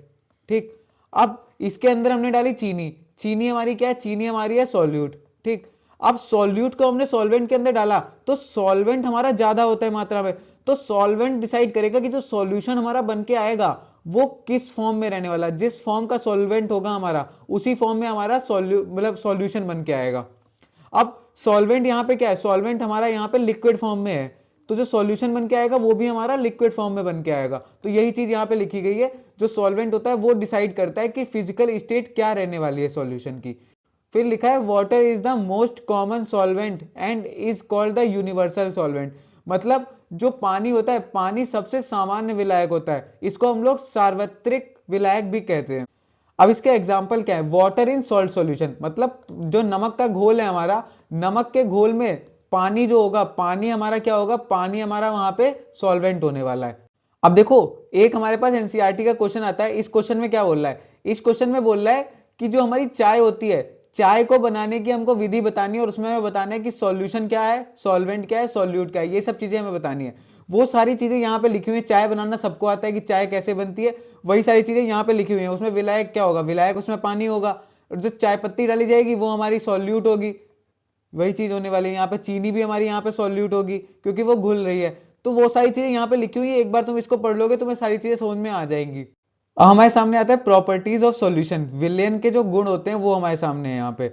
अब देखो इसमें क्या लिखा है, solution is a homogeneous mixture, मतलब ये एक समांगी मिश्रण होता है, ये हमने बता ही रखा है। The composition of a solution is uniform throughout the mixture, मतलब इसकी जो संरचना होती है पूरे में समान रहने वाली है, पूरे मिश्रण में। फिर लिखा है the solute particles are very small, ये भी हमने बताया कि जो सॉल्यूट के पार्टिकल्स होते हैं, विलय के जो कण होते हैं वो बहुत ही ज्यादा छोटे होते हैं आकार में। फिर लिखा है the solute particles can not be seen with necked eyes, इनको हम लोग नंगी आंखों से नहीं देख सकते। फिर लिखा है solution appears as a single phase, मतलब जो सॉल्यूशन होता है वो एक ही अवस्था में दिखाई देता है हमको, ये भी हमने बता रखा है तुमको। फिर लिखा है solute particles do not settle down on standing, मतलब इनको घोलने के बाद में ये नहीं होगा कि पानी को और चीनी को हमने घोला और चीनी जाके नीचे बैठ गई, ये नहीं होने वाला है यहाँ पे। तो वो चीज यहाँ पे लिखी हुई है। A solution is stable in nature, मतलब जो विलयन होता है वो स्थिर होता है नेचर में, ठीक। फिर लिखा है solute particles can not be separated by filtration, मतलब इनको छानने की विधि के द्वारा हम लोग फिल्टर नहीं कर सकते, मतलब ऐसा नहीं कर सकते कि छन्नी से हमने छान दिया इसको और चीनी अलग हो जाए हमारा और पानी अलग हो जाए, वो चीज हम नहीं कर सकते। फिर लिखा है solution does not show Tyndall effect, ये टिंडल इफेक्ट नहीं दिखाता है। अब टिंडल इफेक्ट क्या होता है ये हम लोग अभी आगे पढ़ेंगे कि टिंडल इफेक्ट क्या होता है, ठीक। अब हमारे सामने आता है कंसंट्रेशन ऑफ सॉल्यूशन, यानी कि विलयन की सांद्रता। अब विलयन की सांद्रता क्या होती है, देखो ये होता है हमारा, अगर हमने पानी ले रखा है यहाँ पे, तो पानी के अंदर हम कितनी चीनी डाल रहे हैं, पानी हमारा क्या है यहाँ पे सॉल्वेंट है, अब सॉल्वेंट के अंदर हम कितना सॉल्यूट डाल रहे हैं, ये हमको कौन बताता है, ये हमको बताता है कंसंट्रेशन। तो यही चीज यहाँ पे लिखिए, the concentration of a solution is the amount of solute present in a given amount of solvent और सॉल्यूशन, मतलब सॉल्वेंट के अंदर हमने कितने सॉल्यूट को मिलाया है ये हमें बताएगा, क्या कंसंट्रेशन बताएगी, ठीक है। फिर लिखा है concentration tells us how strong और वीक आ सॉल्यूशन, मतलब जो सॉल्यूशन हमारा बन के आया है वो कितना ज्यादा मीठा है या कितना कम मीठा है, ये हमको कंसंट्रेशन बताएगी। अगर वो कम मीठा है मतलब उसमें 1 चम्मच चीनी पड़ी है या कम चीनी पड़ी है, अगर वो ज्यादा मीठा है तो मतलब उसके अंदर ज्यादा चीनी पड़ी है। तो वही चीज है यहाँ पे, सॉल्यूट की मात्रा कितनी ज्यादा पड़ी है कितनी कम पड़ी है, वो चीज हमें कौन बताएगा, कंसंट्रेशन बताएगा यहाँ पे, ठीक। फिर आ सॉल्यूशन कैन बी डाइल्यूट और कंसंट्रेटेड। अब डाइल्यूट क्या होता है और कंसंट्रेटेड क्या होता है, देखो डाइल्यूट का मतलब होता है कि अगर हमने सॉल्यूट को कम मिला रखा है, अगर हमने इसके अंदर 1 चम्मच चीनी डाल रखी है 1 गिलास पानी के अंदर, तो वो हमारा होगा डाइल्यूट। अगर 1 गिलास पानी के अंदर ही हमने 4 चम्मच चीनी डाल रखी है तो वो हमारा होगा कंसंट्रेटेड। यही चीज है यहाँ पे, amount of solute is small the solution is dilute, amount of solute is large the solution is concentrated. अब लिखा है हमारे पास concentration of solution can be expressed in a different ways, जो सॉल्यूशन की कंसंट्रेशन होती है, जो सांद्रता होती है सॉल्यूशन की, उसको हम लोग काफी तरीकों से दिखा सकते हैं। अब वो कौन कौन से तरीके हैं, वो दो मेथड हमें यहाँ पे दिए गए, एक है मास बाय मास परसेंटेज, एक दिया गया मास बाय वॉल्यूम परसेंटेज। अब मास बाय मास परसेंटेज क्या होता है, अगर तुम्हारे सामने लिखा है percentage W by W, mass by mass percentage को हम लोग ऐसे दिखाते हैं, W का मतलब क्या होता है वेट, वेट मतलब है मास, ठीक। नीचे क्या लिखा है फिर से वेट, इसका मतलब भी है मास। अब देखो जो चीज ऊपर लिखी है, जो ऊपर लिखा हुआ है उसको हम लोग क्या बोलते हैं, सॉल्यूट, और जो नीचे लिखा हुआ है उसको हम लोग क्या बोलते हैं, सॉल्यूशन। मतलब है ऊपर अगर लिखा है ऐसे लिखा है तो हमारे पास 10% 10/100 ऐसे लिखा हुआ है मान लो, तो तुम क्या बोलोगे कि 10 ग्राम सॉल्यूट हमारा कितने में मिलाया गया, 100 ग्राम सॉल्यूशन में मिलाया गया है। मतलब 100 ग्राम जो हमारा सॉल्यूशन है तो उसके अंदर हमने 10 ग्राम सॉल्यूट मिलाया है, ये चीज यहाँ पे है। अब इसको तुम लोग कैसे समझ सकते हो कि कितना मास सॉल्यूट का हम लोग मिला रहे हैं कितने मास ऑफ सॉल्यूशन में, मतलब 100 ग्राम सॉल्यूशन में अगर हम 10 ग्राम सॉल्यूट मिला रहे हैं, ये सॉल्यूशन है हमारे पास और ये है हमारे पास सॉल्यूट, तो तुम्हारे पास यहाँ पे सॉल्वेंट भी निकल के आ जाएगा। सॉल्वेंट तुम्हारा कितना होगा फिर, 100 ग्राम सॉल्यूशन है जब, तो उसके अंदर 10 ग्राम जो सॉल्यूट है, तो 90 ग्राम हमारा सॉल्वेंट होगा। तो वही चीज है यहाँ पे, इसको हम लोग ऐसे निकालते हैं कि मास बाय मास परसेंटेज का मतलब है कि कितने ग्राम हमने सॉल्यूट को मिलाया है 100 ग्राम ऑफ सॉल्यूशन में। अब मास बाय वॉल्यूम का मतलब क्या है, mass by volume volume percentage का। अब इसमें क्या होता है, कितना मास हम सॉल्यूट का मिला रहे हैं कितनी वॉल्यूम ऑफ सॉल्यूशन में, मतलब कितना मास सॉल्यूट का हमने मिलाया 100 ml ऑफ सॉल्यूशन में। ये वाली चीज होती है हमारी मास बाय वॉल्यूम परसेंटेज।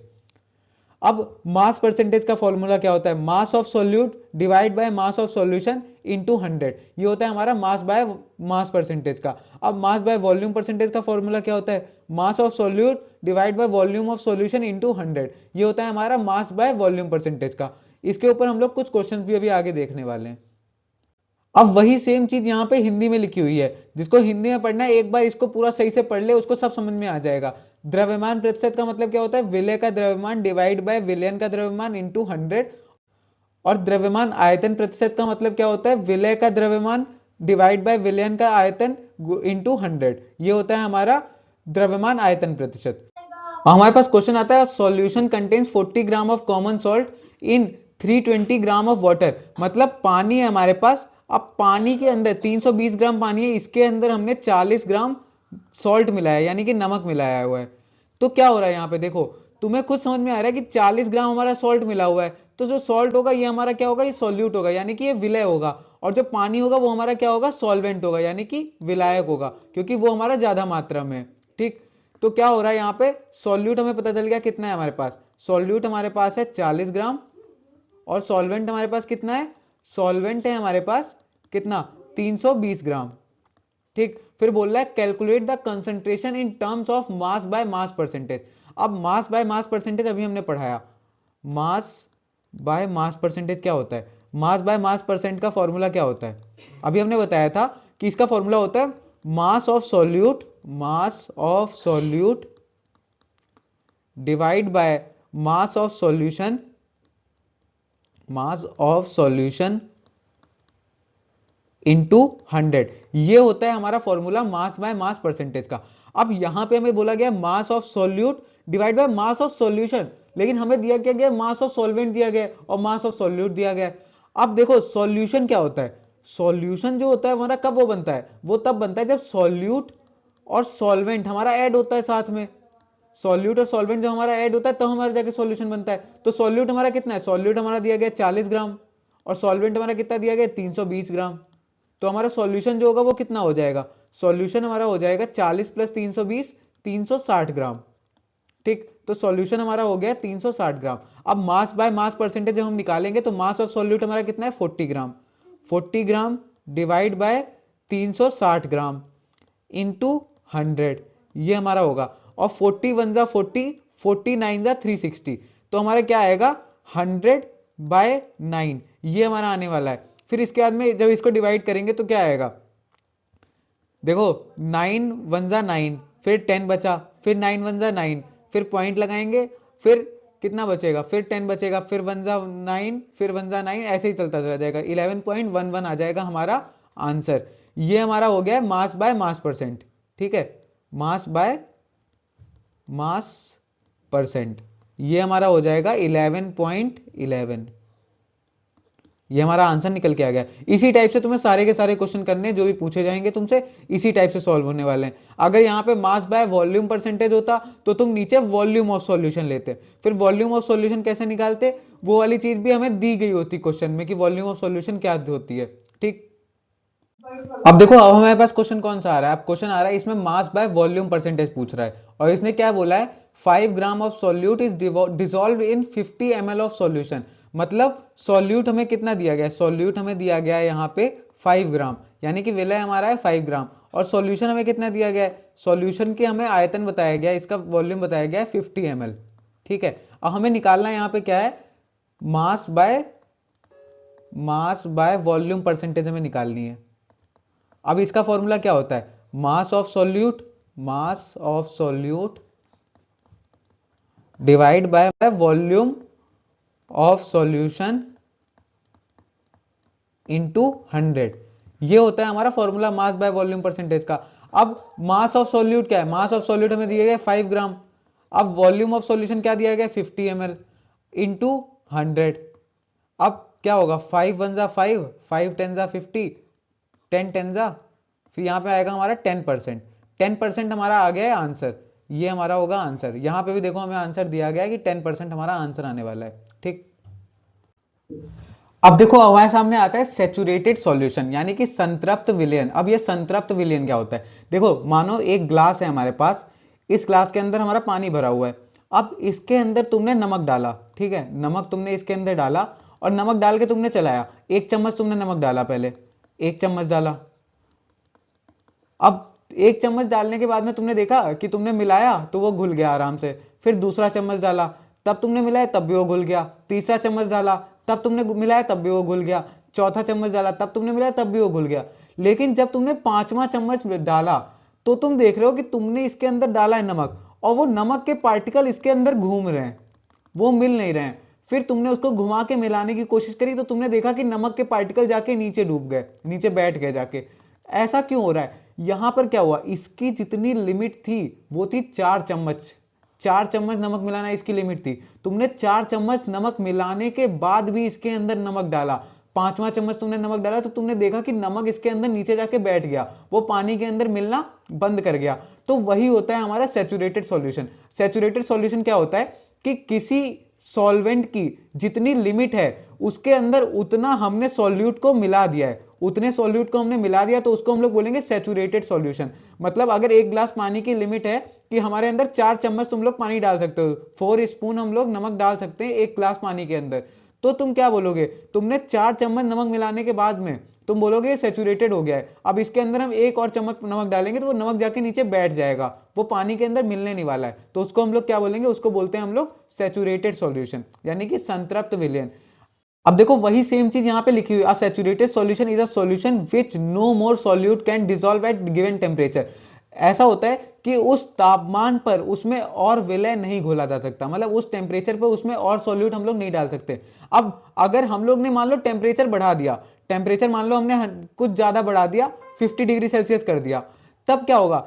तब तुम उसके अंदर और चीजें मिला सकते हो। कैसे? देखो जैसे पानी के अंदर तुम चीनी मिला रहे हो, पानी के अंदर तुम चीनी एक लिमिट तक डाल सकते हो, तुमने मिलाना शुरू किया, फिर तुम देख रहे हो कि फिर उसके बाद में चीनी मिल नहीं रही, चीनी नीचे जाके बैठ जा रही है, तो तुम क्या करते हो? तुम उसके नीचे आग लगा देते हो, फिर आग लगा के तुम उसका तापमान बढ़ा देते हो, फिर तापमान बढ़ा के तुम और चीनी जितनी मिलाना चाहते हो उतनी चीनी मिला डालते हो, फिर तुम्हारा वो चाशनी बन जाती है जाके। तो वहां पर तुम्हें तापमान बढ़ाने की आवश्यकता होती है। अगर तुम तापमान नहीं बढ़ाओगे तो वहां पर वो चीनी उतनी ज्यादा नहीं घुल पाएगी, मतलब चाशनी तुम्हारी नहीं बन के तैयार होगी। तो वही चीज यहाँ पे भी लिखी हुई है, in a saturated solution the solvent has dissolve the maximum possible amount of solute. मतलब सैचुरेटेड सॉल्यूशन में क्या होता है कि सॉल्वेंट ने अपना maximum possible amount of solute को डिसॉल्व कर लिया होता है अपने अंदर। फिर लिखा है any extra solute added to a saturated solution remains undissolved. मतलब उसके बाद में अगर हम और सॉल्यूट को डाल लें तो वो हमारा डिसॉल्व नहीं होगा, वो नीचे जाके बैठ जाएगा। Saturation depends on temperature of the solution. मतलब जो सैचुरेशन होता है वो टेम्परेचर पर डिपेंड करता है। अगर हमारा टेम्परेचर कम है, टेम्परेचर कम है तो हमारा जो सैचुरेशन है वो जल्दी आ जाएगा। मतलब हम लोग 4 चम्मच पे, जैसे अभी रूम के टेम्परेचर पे अगर मिला रहे हैं चीनी को, तो हो सकता है कि 3 चम्मच पे जाके चीनी पानी के अंदर मिलना बंद हो जाए। लेकिन अगर हम टेम्परेचर बढ़ा दें, मतलब वहां पे आग लगा दें, उसके नीचे आग जला देंगे, तो क्या होगा? तुम और चम्मच चीनी डाल सकते हो उसके अंदर। तो वही चीज है यहाँ पे, तापमान पर निर्भर करता है कि हमारी सैचुरेशन कब आएगी। ठीक, फिर at higher temperature more solute can dissolve. फिर यही चीज यहाँ पे भी लिखी हुई है, जब ज्यादा टेम्परेचर होता है तो हम लोग सॉल्यूट को और डिसॉल्व कर सकते हैं। अब इसमें लिखा है saturated solution is in equilibrium with the undissolved solute. मतलब जितना हमारा घुल चुका है सॉल्यूट और जितना नहीं घुला है वो दोनों संतुलित अवस्था में रहते हैं इसके अंदर। मतलब जो हम बिना घुला हुआ डालेंगे इसके अंदर तो वो घुलेगा जाके, और जो पहले से घुला हुआ था वो नीचे बैठने लगेगा। ये वाली चीज होती है इसके अंदर। अगर पानी के अंदर हमने और चीनी डाली तो चीनी वो जाके घुल रही होगी, वो अगला चम्मच जाके घुलेगा, लेकिन जो पहला वाला चम्मच था जो घुला हुआ था वो वाला जाके नीचे बैठने लगेगा। तो इसको हम लोग बोलते हैं संतुलन अवस्था में पहुंच जाता है। फिर एग्जाम्पल क्या है इसका? Salt solution in which salt stops dissolving eight room temperature. मतलब हमने अपने रूम टेम्परेचर पे जितना नमक हम लोग डाल सकते थे पानी के अंदर उतना नमक डाल दिया है, तो उसको हम लोग क्या बोलेंगे? सैचुरेटेड सॉल्यूशन, वो हमारा बन गया है। ठीक, हमारे पास आता है अनसैचुरेटेड सॉल्यूशन। अब अनसैचुरेटेड सॉल्यूशन क्या होता है? देखो जैसे वहां पे था सैचुरेटेड सॉल्यूशन में क्या होता था कि जितनी इसकी लिमिट थी, 4 चम्मच जैसे इसकी लिमिट थी 4 स्पून, तो हमने 4 चम्मच इसके अंदर चीनी डाल दी थी, तो इसकी जो लिमिट थी वो खत्म हो गई थी। इसके अंदर हम 5वीं चम्मच डाल रहे थे तो वहां पर हमारी वो 5वीं चम्मच चीनी नहीं घुल पा रही थी। तो अनसैचुरेटेड सॉल्यूशन में क्या होता है, यहां पर ये 4 चम्मच नहीं पड़ी होती है, यहां पर ये चीनी या तो 2 चम्मच पड़ी होगी या फिर तो ये चीनी जो होगी हमारी ये 3 चम्मच पड़ी होगी, मतलब ये सैचुरेटेड से कम पड़ी होगी। ठीक है, तो वही चीज यहाँ पे लिखी हुई है, unsaturated solution is a solution in which more solute can still dissolve, मतलब और सॉल्यूट को हम लोग डिसॉल्व कर सकते हैं और विलय को हम लोग इसके अंदर मिला सकते हैं उसी तापमान पर, मतलब उसी टेम्परेचर पे हम लोग और सॉल्यूट को मिला सकते हैं। अब यहाँ पे लिखा है in an unsaturated solution the amount of solute present is less than the maximum possible, मतलब जितना मैक्सिमम उसके अंदर डिसॉल्व हो सकता था, जैसे 4 चम्मच यहाँ पे मैक्सिमम हो सकता था, तो उसके अंदर हमने 4 चम्मच नहीं मिलाया, हमने वहां पे 3 स्पून ही मिलाया है। तो वही चीज यहाँ पे लिखी है कि उसके अंदर हम लोग और सॉल्यूट को डिसॉल्व कर सकते हैं, मतलब और सॉल्यूट उसके अंदर घुल सकता है। ठीक है, फिर लिखा है when more solute is added it dissolves completely, मतलब और सॉल्यूट को जब हम डालेंगे तो वो अच्छे से घुल जाएगा। फिर लिखा है unsaturated solution are not at equilibrium with solute, मतलब वो हमारा संतुलन अवस्था में नहीं होता है। क्यों संतुलन अवस्था में नहीं होता, जब इसके अंदर हम एक और चम्मच डालेंगे, एक और चम्मच चीनी डालेंगे तो क्या होगा, वो उसके अंदर घुल जाएगी, ऐसा नहीं होगा वो नीचे जाके बैठ जाएगी, तो वहां पे वो इक्विलिब्रियम में नहीं होती है। ठीक है, अब अगला पॉइंट है हमारे पास, the nature of unsaturation depends on temperature, मतलब जो अनसैचुरेशन है वो डिपेंड करेगी टेम्परेचर के ऊपर। अगर टेम्परेचर हमारा कम है तो वहां पर क्या होगा, उसके अंदर हम लोग और चीनी नहीं मिला पाएंगे, लेकिन अगर टेम्परेचर हमारा ज्यादा है तो वहां पर हम लोग और चीनी मिला सकते हैं, मतलब वहां पे वो अनसैचुरेटेड होगा अगर टेम्परेचर ज्यादा है। तो ये चीज हमारी टेम्परेचर के ऊपर डिपेंड करती है। ठीक, फिर unsaturated solutions can be converted into saturated solution by adding more solute, मतलब अगर हम लोगों ने और सॉल्यूट को ऐड किया इसके अंदर, जैसे 3 चम्मच हमारे पास चीनी मिली हुई है इसके अंदर, पानी के अंदर 3 स्पून, और अगर हमने इसके अंदर एक और चम्मच चीनी डाल दी तो क्या होगा, ये हमारा सैचुरेटेड सॉल्यूशन बन जाएगा। या फिर तो हम लोग ये करें कि उसका टेम्परेचर कम कर दें, अगर हम लोग टेम्परेचर कम कर देंगे तो भी वो हमारा सैचुरेटेड सॉल्यूशन बन जाएगा। फिर हमें एग्जांपल दिया गया है, ऐसा नमक का घोल जिसमें नमक लगातार घुलता रहता है, ऐसा नमक का घोल जिसके अंदर हम और नमक को घोल सकते हैं, उसको हम लोग बोलेंगे अनसैचुरेटेड सॉल्यूशन। ठीक, हमारे पास आता है सॉल्युबिलिटी, यानी कि विलायता। अब ये क्या होता है, solubility is the maximum amount of solute that can dissolve in a given amount of solvent at a given temperature. ये बिल्कुल सैचुरेटेड सॉल्यूशन की तरह होती है। सॉल्युबिलिटी का मतलब क्या होता है कि कोई हमारे पास सॉल्वेंट है उसके अंदर हम कितना सॉल्यूट मिला सकते हैं, वो हमारी होती है सॉल्युबिलिटी। यही चीज हम लोगों ने सैचुरेटेड सॉल्यूशन के अंदर भी पढ़ा था।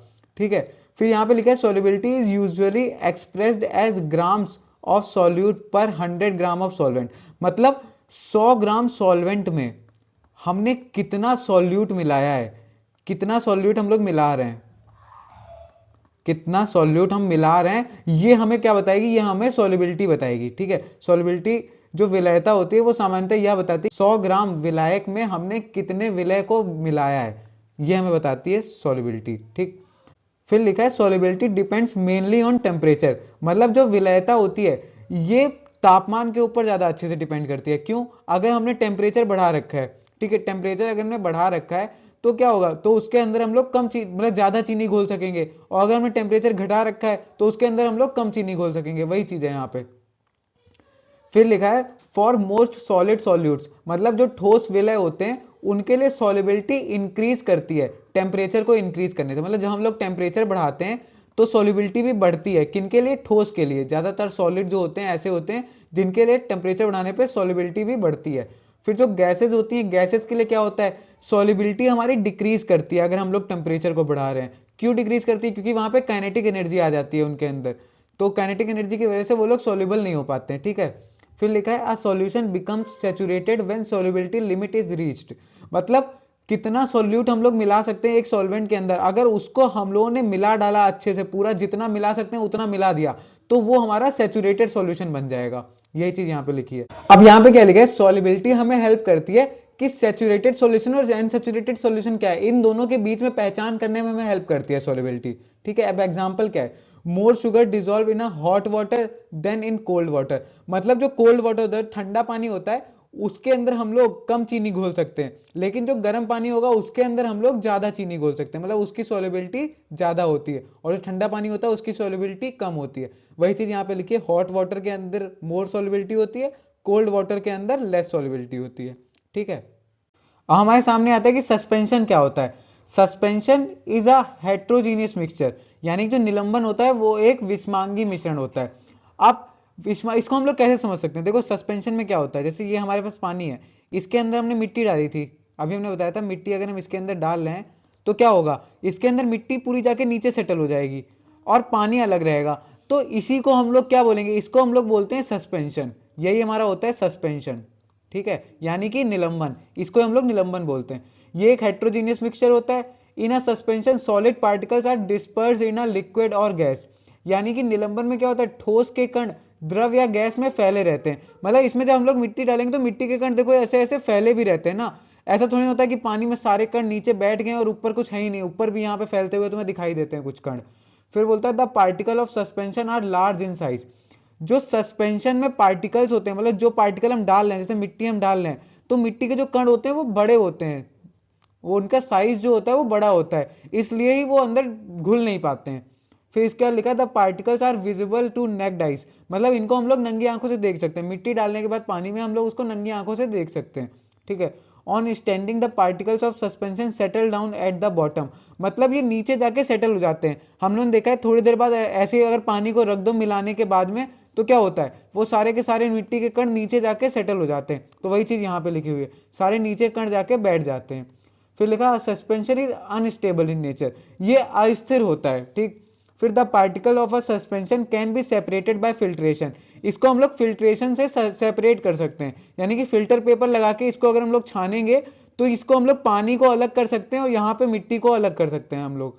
फिर लिखा है ये सस्पेंशन जो होता है टिंडल इफेक्ट दिखाता है। अब टिंडल इफेक्ट हम लोग अभी आगे पढ़ेंगे ही। अब हमारे पास कुछ एग्जांपल आते हैं। एग्जांपल क्या है, देखो muddy water, chalk powder in water, sand in water. अब मडी वाटर क्या होता है, मडी वाटर होता है गंदा पानी, और पानी में चौक का पाउडर डालेंगे तो वो भी अलग हमें दिखाई देगा, और पानी में रेत डालेंगे तो भी वो हमें अलग दिखाई देगी। ये सब निलंबन के उदाहरण है, ठीक है। अब देखो पेपर में कुछ टाइप के क्वेश्चन आते हैं कि जो सस्पेंशन होता है यानी कि जो निलंबन होता है इसके गुण क्या होते हैं, इसकी प्रॉपर्टीज हमको बतानी है। अब सबसे पहली प्रॉपर्टी यही है कि ये हेट्रोजीनियस होता है, यानी कि विषमांगी मिश्रण होता है ये। The particle of suspension are large in size, इसके जो पार्टिकल्स होते हैं वो लार्ज होते हैं। कितने लार्ज होते हैं, 10⁻⁻⁹ से बड़े होते हैं, यानी कि 1 नैनोमीटर से हमारे इसके जो पार्टिकल्स होते हैं वो बड़े होते हैं, ठीक है। फिर लिखा है suspension particles are visible by naked eyes, मतलब हम लोग नंगी आंखों से इसके पार्टिकल्स को देख सकते हैं। मिट्टी को जो हमने पानी के अंदर मिलाया था तो उसको हम लोग अलग से देख सकते हैं, ठीक है, तो अलग से हमें मिट्टी दिखाई देगी। फिर लिखा है on standing the particle settle down at the bottom, मतलब थोड़ी देर के लिए अगर तुम इसको रख दोगे मिलाने के बाद में मिट्टी को पानी में तो तुम्हें दिखाई देगा कि मिट्टी सारी की सारी नीचे बैठ जाएगी, वो चीज यहाँ पे बोल रहा है। फिर बोला suspension is unstable in nature, ये अस्थिर होता है नेचर में। फिर the particles can be separated by filtration, इसको हम लोग फिल्ट्रेशन मेथड से सेपरेट कर सकते हैं, यानी कि छानने की विधि द्वारा इसको अलग अलग किया जा सकता है। और जो सस्पेंशन होता है वो टिंडल इफेक्ट दिखाता है। Light passing through a suspension get scattered, मतलब अगर ये सस्पेंशन वाला सॉल्यूशन है हमारे पास, इसके अंदर हमने मिट्टी मिला रखी है, तो इसके पास से हम लोग जब लाइट पास करेंगे तो लाइट फैल जाएगी हमारी, इससे निकलते टाइम पे वो फैल जाएगी। वही चीज यहाँ पे लिखी हुई है, प्रकाश प्रकीर्णित हो जाता है, वो उसका मतलब होता है फैलना, प्रकाश फैल जाता है, ठीक। अब हमारे सामने आता है कोलोइडल सॉल्यूशन।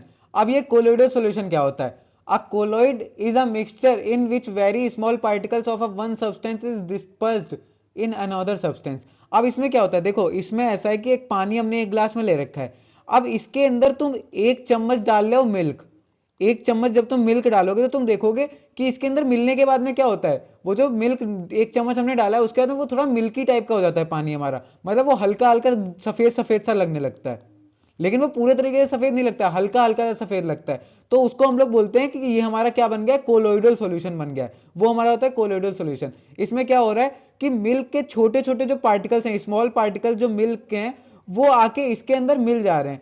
तो यही चीज हिंदी में यहाँ पे लिखी हुई है, कोलोइड वह मिश्रण है जिसमें एक पदार्थ के बहुत सूक्ष्म कण दूसरे पदार्थ में फैले होते हैं, इसके अंदर आके वो सारे के सारे कण फैल जाते हैं, तो उसी को हम लोग बोलेंगे कोलोइडल सॉल्यूशन।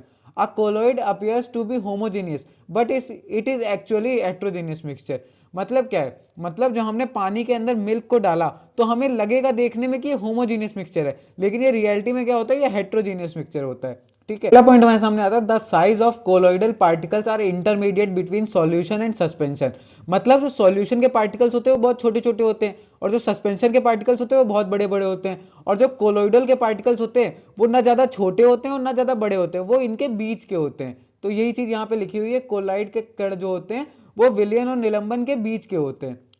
अब लिखा है colloidal particles can not be seen with necked eyes, इनको हम लोग नंगी आंखों से नहीं देख सकते, ये चीज यहाँ पे लिखी हुई है। अब जब हम लोग ने पानी के अंदर मिल्क को मिलाया था तो हम लोग मिल्क के पार्टिकल्स को नहीं देख पाते, तभी इसको हम लोग बोलते हैं कोलोइडल सॉल्यूशन है हमारा, ठीक है। फिर colloidal particles do not settle down on standing, मतलब इसको थोड़ी देर रख देंगे तो ऐसा नहीं होगा कि दूध के जो पार्टिकल्स हैं वो नीचे जाके बैठ गए और पानी के पार्टिकल्स ऊपर है, ऐसा नहीं होने वाला है। फिर लिखा है colloid is stable in nature, जो कोलोइड होते हैं वो स्टेबल होते हैं नेचर में। फिर लिखा है colloidal particles can not be separated by filtration, इनको हम लोग फिल्ट्रेशन मेथड से सेपरेट नहीं कर सकते, यानी कि इनको हम लोग छान नहीं सकते, छान के अलग नहीं कर सकते। फिर हमारे पास आता है कि जो कोलोइड होता है वो टिंडल इफेक्ट दिखाता है। अब टिंडल इफेक्ट अभी हम लोग आगे देखेंगे टिंडल इफेक्ट क्या होता है, कोलोइड हमारा टिंडल इफेक्ट को दिखाता है। अब एग्जाम्पल क्या है कोलोइड के, दूध जो है वो हमारा कोलोइड का एग्जाम्पल है, कोहरा जो होता है वो भी हमारा कोलोइड का एग्जाम्पल है जिसको हम लोग फॉग बोलते हैं, जो खून होता है हमारा वो भी हमारा कोलोइड का एग्जाम्पल है। फिर स्मोक यानी कि धुआं वो भी हमारा कोलोइड का एग्जाम्पल है, जेली वो भी हमारा कोलोइड का एग्जाम्पल है, ये सब हमारे कोलोइड के एग्जाम्पल हैं। अब हमारे सामने आती है कोलोइड की प्रॉपर्टीज। अब कोलोइड की प्रॉपर्टी क्या होती है, colloid is heterogeneous in nature but it appears homogeneous, वो हम लोग को देखने में लग रहा होता है होमोजीनियस है, लेकिन वो क्या होता है, वो हमारा विषमांगी मिश्रण होता है, यानी कि हेट्रोजीनियस मिक्सचर होता है, ठीक। The size of colloidal particle is intermediate between solution and suspension, यानी कि उसमें क्या होता है विलयन और निलंबन के बीच में होते हैं, उसके जो कण का आकार होता है वो विलयन और निलंबन के बीच का होता है। फिर colloidal particles can not be seen with necked eyes, इनको हम लोग नंगी आंखों से नहीं देख सकते हैं।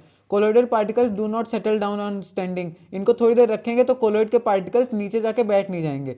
आ colloid is a stable in nature, colloid हमारा स्टेबल होता है नेचर में, यानी कि स्थिर होता है। Colloid particles can not be separated by filtration, इनको हम लोग फिल्टर करके अलग अलग नहीं कर सकते। कोलोइड हमारा टिंडल इफेक्ट दिखाता है, ये भी हमने बता दिया है।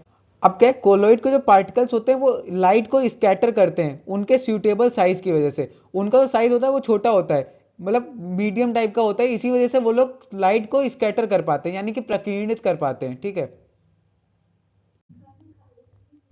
अब देखो हम लोग देखने जा रहे हैं कि जो हमारा ये सॉल्यूशन था, सॉल्यूशन हम लोगों ने देखा था कि सॉल्यूशन को क्या किससे किससे मिलके बनता है, वो हमारा मिलके बनता है सॉल्यूट प्लस सॉल्वेंट से मिलके बनता है, ठीक है। सॉल्यूट क्या होता है, सॉल्यूट वो होता है जो कम मात्रा में मिला होता है, सॉल्वेंट वो होता है जो ज्यादा मात्रा में मिला होता है। वही चीज सेम यहाँ पे कोलोइडल में भी होती है। कोलोइडल में क्या होता है, कोलोइडल किनसे किससे मिलके बना होता है, कोलोइडल मिलके बना होता है हमारा, एक होता है डिस्पर्स्ड फेज और एक होता है हमारे पास डिस्पर्सिंग मीडियम, डिस्पर्सिंग मीडियम। अब देखो जो डिस्पर्स्ड फेज है ये हमारा सॉल्यूट की तरह होता है, यानी कि ये कम मात्रा में होता है, इसको हम लोग बोलेंगे डिस्पर्स्ड फेज। अब डिस्पर्सिंग मीडियम जो है ये हमारा सॉल्वेंट की तरह होता है। अब देखो इसको तुम लोग एक तरीके से और समझ सकते हो, मीडियम, मीडियम का मतलब क्या होता है कि जो हमारा लास्ट में सॉल्यूशन बनेगा जाके वो इसी तरीके का बनने वाला है, इसी तरीके मतलब इसी माध्यम का बनेगा। अगर ये हमारा लिक्विड है तो हमारा लिक्विड ही बनेगा जाके, अगर ये हमारा सॉलिड है तो हमारा सॉलिड बनेगा जाके। तो ऐसे तुम लोग समझ सकते हो, इसलिए तो सॉल्वेंट की प्रॉपर्टी होती है ना, तभी इसको तुम लोग बोलते हो सॉल्वेंट और इसको तुम लोग बोलते हो सॉल्यूट, ठीक है। अब डिस्पर्स फेज जो होता है इसको हिंदी में बोला जाता है विक्षेपण अवस्था, और जो डिस्पर्सिंग मीडियम होता है इसको हिंदी में बोला जाता है विक्षेपित माध्यम, ठीक। अब देखो अगर डिस्पर्स्ड फेज हमारा लिक्विड है और डिस्पर्सिंग मीडियम हमारा गैस है तो हमारा जो टाइप होगा उसको हम लोग बोलेंगे एरोसोल। अब इसके एग्जांपल क्या क्या है, फॉग हो गया हमारा, यानी कि जो हमारा कोहरा होता है वो, क्लाउड यानी कि बादल, ये हमारे एग्जांपल है किसके, एरोसोल के, ठीक है। फिर अगर हमने सॉलिड लिया हमारा डिस्पर्स्ड फेज और डिस्पर्सिंग मीडियम लिया हमने गैस, तो हमारा जो बनेगा वो भी हमारा होगा एरोसोल। अब इसके एग्जांपल क्या है, इसका एग्जांपल है स्मोक, ऑटोमोबाइल एग्जॉस्ट। स्मोक क्या होता है, धुआं, ऑटोमोबाइल एग्जॉस्ट का मतलब है जो गाड़ी वगैरह से धुआं निकलता है वो, ठीक है। फिर अगर डिस्पर्स फेज हमारा गैस हुआ और डिस्पर्सिंग मीडियम हमारा लिक्विड हुआ तो क्या बनेगा, हमारा बनेगा फोम। अब फोम का एग्जांपल क्या है, शेविंग क्रीम, शेविंग क्रीम जो घर पे पापा वगैरह लगाते हैं ना, पापा जिससे दाढ़ी आड़ी बनाते हैं वो शेविंग क्रीम, वो हमारी फोम के एग्जांपल है। फिर सोप बबल्स, सोप बबल्स भी हमारे फोम के एग्जांपल है, ठीक। फिर अगर डिस्पर्स फेज हमारा हुआ लिक्विड और डिस्पर्सिंग मीडियम भी हमारा हुआ लिक्विड, तो हमारा जो बनेगा उसको हम लोग बोलेंगे इमल्जन। अब इमल्जन का एग्जांपल क्या है, जो मिल्क है हमारा वो इमल्जन का एग्जांपल है, और फेस क्रीम, फेस क्रीम जो हम लोग चेहरे पे लगाते हैं ना वो वाली क्रीम भी हमारी इमल्जन की एग्जांपल है। फिर डिस्पर्स फेज अगर हमारा हुआ सॉलिड और डिस्पर्सिंग मीडियम हमारा हुआ लिक्विड, तो हमारा जो बनेगा उसको हम लोग बोलेंगे सोल। अब इसका एग्जांपल क्या है, इसका एग्जांपल है हमारा मिल्क ऑफ मैग्नीशिया और मड। मड क्या होता है, मड होता है कीचड़। और मिल्क ऑफ मैग्नीशिया क्या होता है, ये होता है हमारा MgOH का होल ट्वाइस। ये भी हमारा थोड़ा मिल्की टाइप का होता है, इसका जो कलर होता है वो थोड़ा मिल्की टाइप का होता है, इसलिए इसको बोला जाता है मिल्क ऑफ मैग्नीशिया। ये भी हमारा सोल का एग्जाम्पल है, ठीक है। फिर अगर डिस्पर्स्ड फेज हुआ हमारा गैस और डिस्पर्सिंग मीडियम हुआ सॉलिड, तो एक जो हमारा बनेगा वो हमें बोलेंगे फोम। अब फोम क्या होता है, फोम का एग्जाम्पल है हमारा फोम। फोम जैसे हम लोग ने देखा है, उसको अगर हम लोग दबाएंगे तो वो दब जाती है, उसको हम लोग बोलते हैं फोम। फिर रबर, रबर भी हमारा फोम का एग्जाम्पल है। स्पॉन्ज, ये भी हमारा फोम का एग्जाम्पल है। फिर अगर डिस्पर्स फेज हुआ हमारा लिक्विड और डिस्पर्सिंग मीडियम हमारा हुआ सॉलिड, तो हमारा जो बनेगा टाइप, उसको हम लोग बोलेंगे जेल। अब जेल का एग्जाम्पल क्या है, जेली, जेली हमारा जेल का एग्जाम्पल है। चीज, ये हमारा जेल का एग्जाम्पल है। बटर, ये हमारा जेल का एग्जाम्पल है। अब अगर डिस्पर्स्ड फेज हुआ हमारा सॉलिड और डिस्पर्सिंग मीडियम हुआ सॉलिड, तो हमारा जो बनेगा वो बनेगा सॉलिड सोल। अब इसका एग्जाम्पल क्या है, कलर्ड जेमस्टोन, यानी कि जो मोती वगैरह होते हैं वो। अब जो मिल्की ग्लास होते हैं, यानी कि जो ट्रांसलूसेंट वाले ग्लास होते हैं, जिनसे हम लोग आर पार देख सकते हैं लेकिन साफ नहीं देख सकते, वो वाले ग्लास, वो वाले ग्लास भी हमारे सॉलिड सोल के एग्जाम्पल हैं। अब हम लोग इसके आगे का देखते हैं। अब हम देखने जा रहे हैं टिंडल इफेक्ट। अब ये टिंडल इफेक्ट क्या होता है, देखो टिंडल इफेक्ट में क्या होता है, जैसे मानो ये हमारे पास एक सॉल्यूशन है, ये एक कोलॉइड है और ये एक सस्पेंशन है, ठीक है। इसके अंदर पानी भरा हुआ है, मतलब सॉल्यूशन भरा हुआ है, इसके अंदर कोलॉइडल भरा हुआ है और इसके अंदर सस्पेंशन भरा हुआ है। तो क्या होगा, जब हम इधर से लाइट मारेंगे, इधर से जब हम लाइट मारेंगे इसके ऊपर, तो इसके अंदर से लाइट जाके डायरेक्टली सीधी सीधी निकल जाएगी। जैसी हमने लाइट मारी है वैसी वो निकल जाएगी। और फिर जब वो कोलॉइड के अंदर जाएगी, तो कोलॉइड के अंदर छोटे छोटे पार्टिकल्स होते हैं। अब उन पार्टिकल्स से वो लाइट टकरा के स्कैटर्ड हो जाएगी, यानी कि वो फैल जाएगी लाइट, ठीक है। अब वो लाइट फैल जाएगी, तो फैल के क्या होगा, वो थोड़ा जब निकलेगी तो वो फैली फैली निकलेगी लाइट बाहर। फिर सस्पेंशन जो होता है, सस्पेंशन में वो बड़े होते हैं, जो कण होते हैं वो थोड़े ज्यादा ही बड़े होते हैं, तो उन कणों की वजह से जो लाइट है वो ज्यादा फैलेगी। तो जब लाइट ज्यादा फैलेगी तो हमको ज्यादा लाइट फैलती हुई दिखाई देगी इसके अंदर से। फिर ज्यादा लाइट फैली हुई दिखाई देगी तो ज्यादा लाइट निकलेगी। वही चीज है यहाँ पे कि जब हम लाइट मार रहे हैं कोई के ऊपर, सॉल्यूशन के ऊपर जब लाइट मार रहे हैं, सॉल्यूशन से लाइट वैसे निकल जा रही है, और जो कोलॉइड पे मार रहे हैं तो कोलॉइड पे जाके लाइट फैल जा रही है, और सस्पेंशन पे जाके भी लाइट फैल जा रही है। तो इस फैलने को ही हम लोग बोलते हैं टिंडल इफेक्ट। अगर लाइट फैल रही है तो मतलब टिंडल इफेक्ट दिखा रही है, अगर वो लाइट नहीं फैल रही है तो वो टिंडल इफेक्ट नहीं दिखा रही है। तभी सॉल्यूशन में टिंडल इफेक्ट नहीं दिखाता है, और इसमें टिंडल इफेक्ट दिखाता है, और इसमें भी टिंडल इफेक्ट दिखाता है। कोलॉइड और सस्पेंशन दोनों में टिंडल इफेक्ट दिखाता है, ठीक है। अब हम लोग टिंडल इफेक्ट की थोड़ी थ्योरी देख लेते हैं। टिंडल effect is a phenomenon of scattering of light by particles of a colloid. मतलब कोलाइड के पार्टिकल्स, कोलाइड के अंदर जो कण थे, उनकी वजह से जो लाइट का स्कैटरिंग हो रही है, यानी कि प्रकीर्णन हो रहा है लाइट का, वो दिखाता है हमें टिंडल इफेक्ट। टिंडल इफेक्ट से हमें पता चलता है कि ऐसा कुछ होता है, लाइट को पास करते हैं तो प्रकीर्णन होता है वहां पे लाइट का, ठीक है। It occurs when a beam of light passes through a colloidal solution. मतलब जो कोलाइडल सॉल्यूशन से हम लोग प्रकाश की किरणों को पास करते हैं, तो क्या होता है, वो किरणें पार्टिकल से टकरा के इधर उधर फैलने लगती हैं, तो उसको ही हम लोग बोलते हैं टिंडल इफेक्ट, ठीक है। The path of light becomes visible due to scattering of colloidal particles. अब कोलाइडल पार्टिकल से टकराने की वजह से क्या होता है, टकरा कर वो लाइट फैलने लगती है, तो उससे क्या होता है कि हम लोग को लाइट का जो पाथ है वो हम लोग को दिखाई देने लगता है, मतलब प्रकाश का जो मार्ग होता है वो स्पष्ट दिखाई देने लगता है हम लोग को। अब लिखा है Tyndall effect is shown by colloids and suspensions. मतलब सस्पेंशन और कोलाइड ये दोनों हमारे टिंडल इफेक्ट दिखाते हैं, यानी कि कोलाइड और निलंबन ये दोनों हमारे टिंडल इफेक्ट दिखाते हैं। True solution do not show Tyndall effect. जो हमारा सॉल्यूशन होता है, विलियन होता है, वो हमारा टिंडल इफेक्ट नहीं दिखाता है, ठीक है। The effect occurs because colloidal particles have suitable size to scatter light. मतलब क्या होता है, कोलाइडल पार्टिकल जो होते हैं उनका इतना साइज होता है कि वो लाइट को इधर उधर फैला सके, इसीलिए हमारा यहाँ पे प्रभाव दिखाई देता है, ये वाला इफेक्ट हमको दिखाई देता है। Tyndall effect helps to distinguish between a solution and colloid. अब ये क्या करता है, ये हमें कोलाइड और सॉल्यूशन के बीच में अंतर बताता है। इस इफेक्ट को देख के हमें पता चल जाता है ये विलियन है या फिर ये कोलाइड है, ठीक है। अब एग्जाम्पल क्या है इसके, कोहरा, धुआं, धूल, ये सब टिंडल प्रभाव दिखाते हैं, ठीक है। अब हमारे सामने आता है फिजिकल चेंज। अब ये फिजिकल चेंज का मतलब क्या है, देखो जैसे यहाँ पे हमारे पास आइस है, यानी कि बर्फ है। अब बर्फ को हमने पिघलाया तो हमारा ये पानी में बदल गया, इसको ही हम लोग बोलते हैं फिजिकल चेंज। अब physical change is a change in which no new substance is formed. इसमें कोई नया सब्सटेंस नहीं बन रहा है, नया पदार्थ नहीं बन रहा है, बस एक पदार्थ की वो स्थिति चेंज हो रही है। यहाँ पे ये ठोस था, यहाँ पर ये क्या हो रहा है, यहाँ पर ये मेल्ट हो जा रहा है, यानी कि द्रव हो जा रहा है, ठीक है। फिर लिखा है only the physical properties like shape, size और स्टेट चेंज। मतलब या तो उसका आकार चेंज होगा, या तो उसकी आकृति चेंज होगी, या तो उसकी अवस्था चेंज होगी, केवल ये तीन चीजें चेंज होती हैं। The chemical composition of substance remain the same. मतलब जो रासायनिक संरचना होती है सब्सटेंस की वो सेम रहती है। जैसे H2O है, यहाँ पे जो आइस है हमारा वो H2O ही तो है, पानी से तो बना है, तो उसकी केमिकल जो संरचना है वो हमारी सेम रहने वाली है, ठीक है। Most physical changes are reversible, मतलब क्या है, अधिकांश भौतिक परिवर्तन उल्टे किए जा सकते हैं। मतलब अगर हमने इसको मेल्ट करके पानी में बदला है तो पानी से हम लोग इसको बर्फ दोबारा बना सकते हैं, यही चीज यहाँ पे लिखी हुई है, ठीक है। Energy change is small in physical change, मतलब फिजिकल चेंज में एनर्जी का बहुत ही कम परिवर्तन होता है, ठीक। Physical change do not effect the identity of a substance, मतलब जो पदार्थ की पहचान है वो नहीं बदलती है यहाँ पर, ठीक है।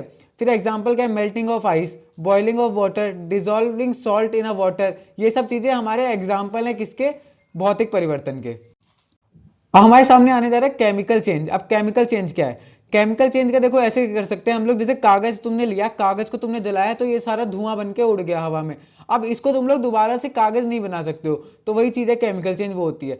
अब chemical change is a change in which one or more new substance is form, मतलब इसमें नया पदार्थ बनता है। अब हमने इसको जलाया जब कागज को, तो कागज को जलाने की वजह से हमको धुआं मिला, तो वहां पे नया सब्सटेंस मिला हमें, ठीक है। The chemical composition of the substance changes permanently, मतलब इस परिवर्तन में पदार्थ की रासायनिक संरचना स्थायी रूप से बदल जाती है। जैसे पहले ये कागज था, अब ये धुआं बदल गया, तो इसकी संरचना बदल गई है हमारी, ठीक है। Chemical change are usually irreversible, मतलब ये अपरिवर्तित रहते हैं, मतलब अगर हमने धुआं बना दिया तो धुएं से दोबारा हम कागज को नहीं बना सकते, ये चीज है यहाँ पे। A chemical change involves breaking और फॉर्मेशन ऑफ केमिकल बॉन्ड्स, इसमें क्या होता है, केमिकल बॉन्ड्स जो रासायनिक बंध होते हैं वो बनते हैं और टूटते हैं, वो चीज होती है हमारी केमिकल चेंज के अंदर, ठीक है। लार्ज एनर्जी चेंज में अकर इन अ केमिकल चेंजेस, मतलब केमिकल चेंज के अंदर ऊर्जा का अधिक परिवर्तन हमको दिखाई देने वाला है, ठीक है। The properties of product are completely different from the reactant, मतलब जो हम लोगों ने अभिकारक लिए थे, जिनसे हम लोग अभिकारक से रिएक्शन करके बना रहे थे, जो उनके अभिकारक जो है, अभिकारक से बिल्कुल अलग हमारा प्रोडक्ट बनने वाला है, यानी कि जो उत्पाद बनेगा वो हमारा बिल्कुल अलग बन के आएगा, ठीक है। फिर है chemical changes result in new substance with the new property, इससे क्या होता है, केमिकल चेंजेस से क्या होता है कि हमारा एक नया सब्सटेंस बनता है और उसकी प्रॉपर्टी भी बिल्कुल नई होती है। अब इसका एग्जांपल क्या है, रस्टिंग ऑफ आयरन, आयरन पे जंग लगना, burning of a paper, paper को जलाना, कुकिंग ऑफ अ फूड, खाने को बनाना, कर्ड, यानी कि दूध से जब कर्ड में चेंज होता है तो वहां पे भी बिल्कुल ऐसा ही होता है। तो ये हमारे एग्जांपल हो गए किसके, केमिकल चेंजेस के, ठीक है। और हमारे पास क्वेश्चन आता है which of the following show Tyndall effect, मतलब इनमें से कौन सा टिंडल इफेक्ट दिखाता है, और हमें बताना है कि कौन कौन सा इसमें से टिंडल इफेक्ट दिखा रहा है। देखो पहला है हमारे पास सॉल्ट सॉल्यूशन, जो सॉल्ट सॉल्यूशन है ये हमारा ट्रू सॉल्यूशन है, ट्रू सॉल्यूशन है, यानी कि पूरा विलियन है, तो ये विलियन जो होता है, विलियन हमारा टिंडल इफेक्ट नहीं दिखाता, तो ये टिंडल इफेक्ट नहीं दिखाएगा। मिल्क, ये हमारा कोलोइडल है, तो ये हमारा टिंडल इफेक्ट दिखाएगा, ठीक है। फिर कॉपर सल्फेट सॉल्यूशन, ये भी हमारा ट्रू सॉल्यूशन होता है, तो ये भी हमारा टिंडल इफेक्ट नहीं दिखाएगा, ठीक है। फिर स्टार्च सॉल्यूशन, ये भी हमारा कोलोइडल होता है, कोलोइडल होता है, तो ये भी हमारा टिंडल इफेक्ट दिखाएगा। तो केवल बी और डी ये दोनों टिंडल इफेक्ट दिखाने वाले हैं यहाँ पर, ठीक। हमारे पास अगला एनसीईआरटी का क्वेश्चन आता है, इसमें बोल रहा है explain the following giving example, मतलब हमें ये सारे एक्सप्लेन करने और इनका एग्जांपल भी देना है, ठीक है। पहला है हमारे पास सैचुरेटेड सॉल्यूशन, यानी कि संतृप्त विलयन, ये हमने बता रखा है, तुम लोग वहां से देख के लिख लेना।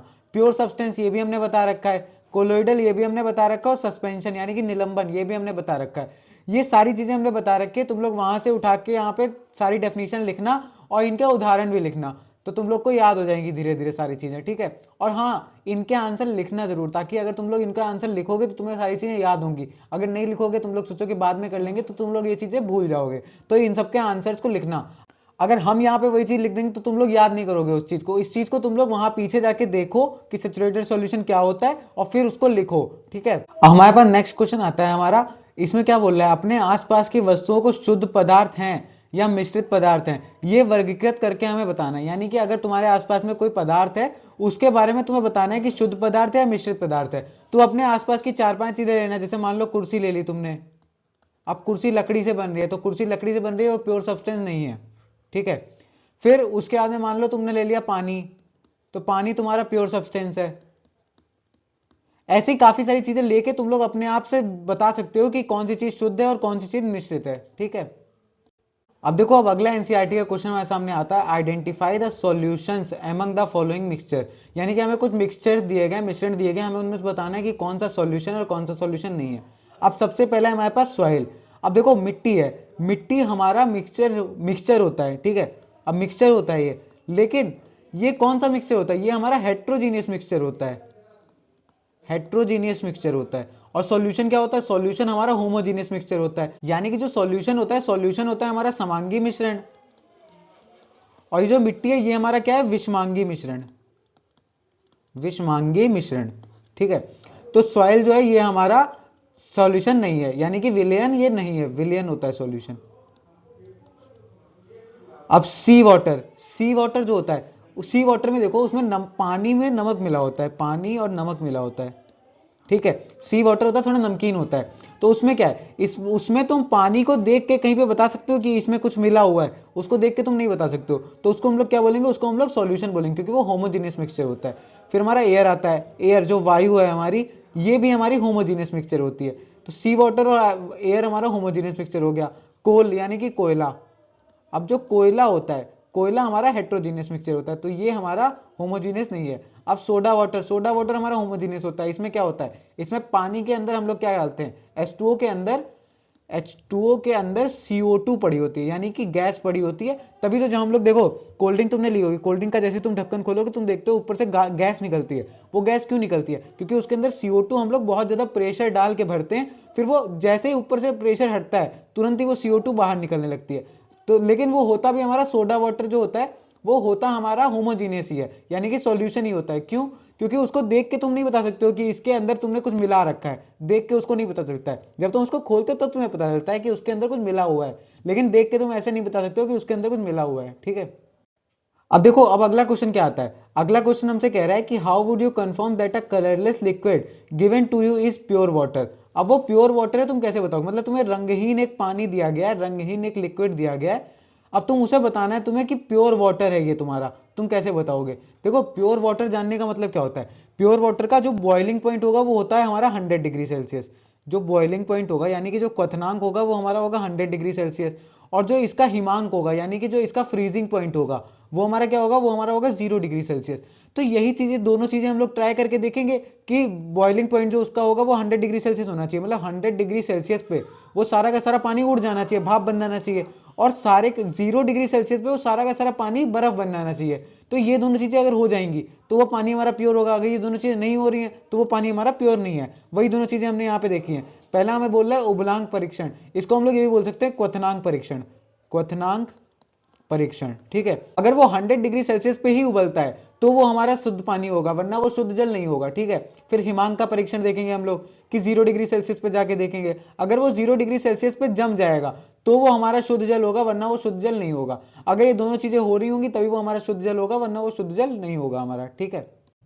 अब अगला क्वेश्चन हमारे सामने क्या आता है, देखो अगला क्वेश्चन हमसे कह रहा है कि हमको बताना है विच ऑफ द फॉलोइंग है केमिकल चेंजेस, मतलब रासायनिक परिवर्तन इनमें से कौन कौन से हैं। ग्रोथ ऑफ प्लांट, देखो एक बार प्लांट अगर बड़ा हो जाएगा, अगर ग्रोथ ऑफ प्लांट हो गई, पहले हमने प्लांट लगाया फिर अगर वो थोड़े दिन बाद बड़ा हो गया तो क्या होगा, जब वो बड़ा हो जाएगा तो वो वापस से छोटा थोड़ी ना हो पाएगा, तो ये हमारा केमिकल चेंज होगा। केमिकल चेंज कैसे होते हैं, वो इरिवर्सिबल होते हैं, मतलब वो दोबारा से वैसे नहीं करे जा सकते, इरिवर्सिबल होते हैं वो, ठीक है।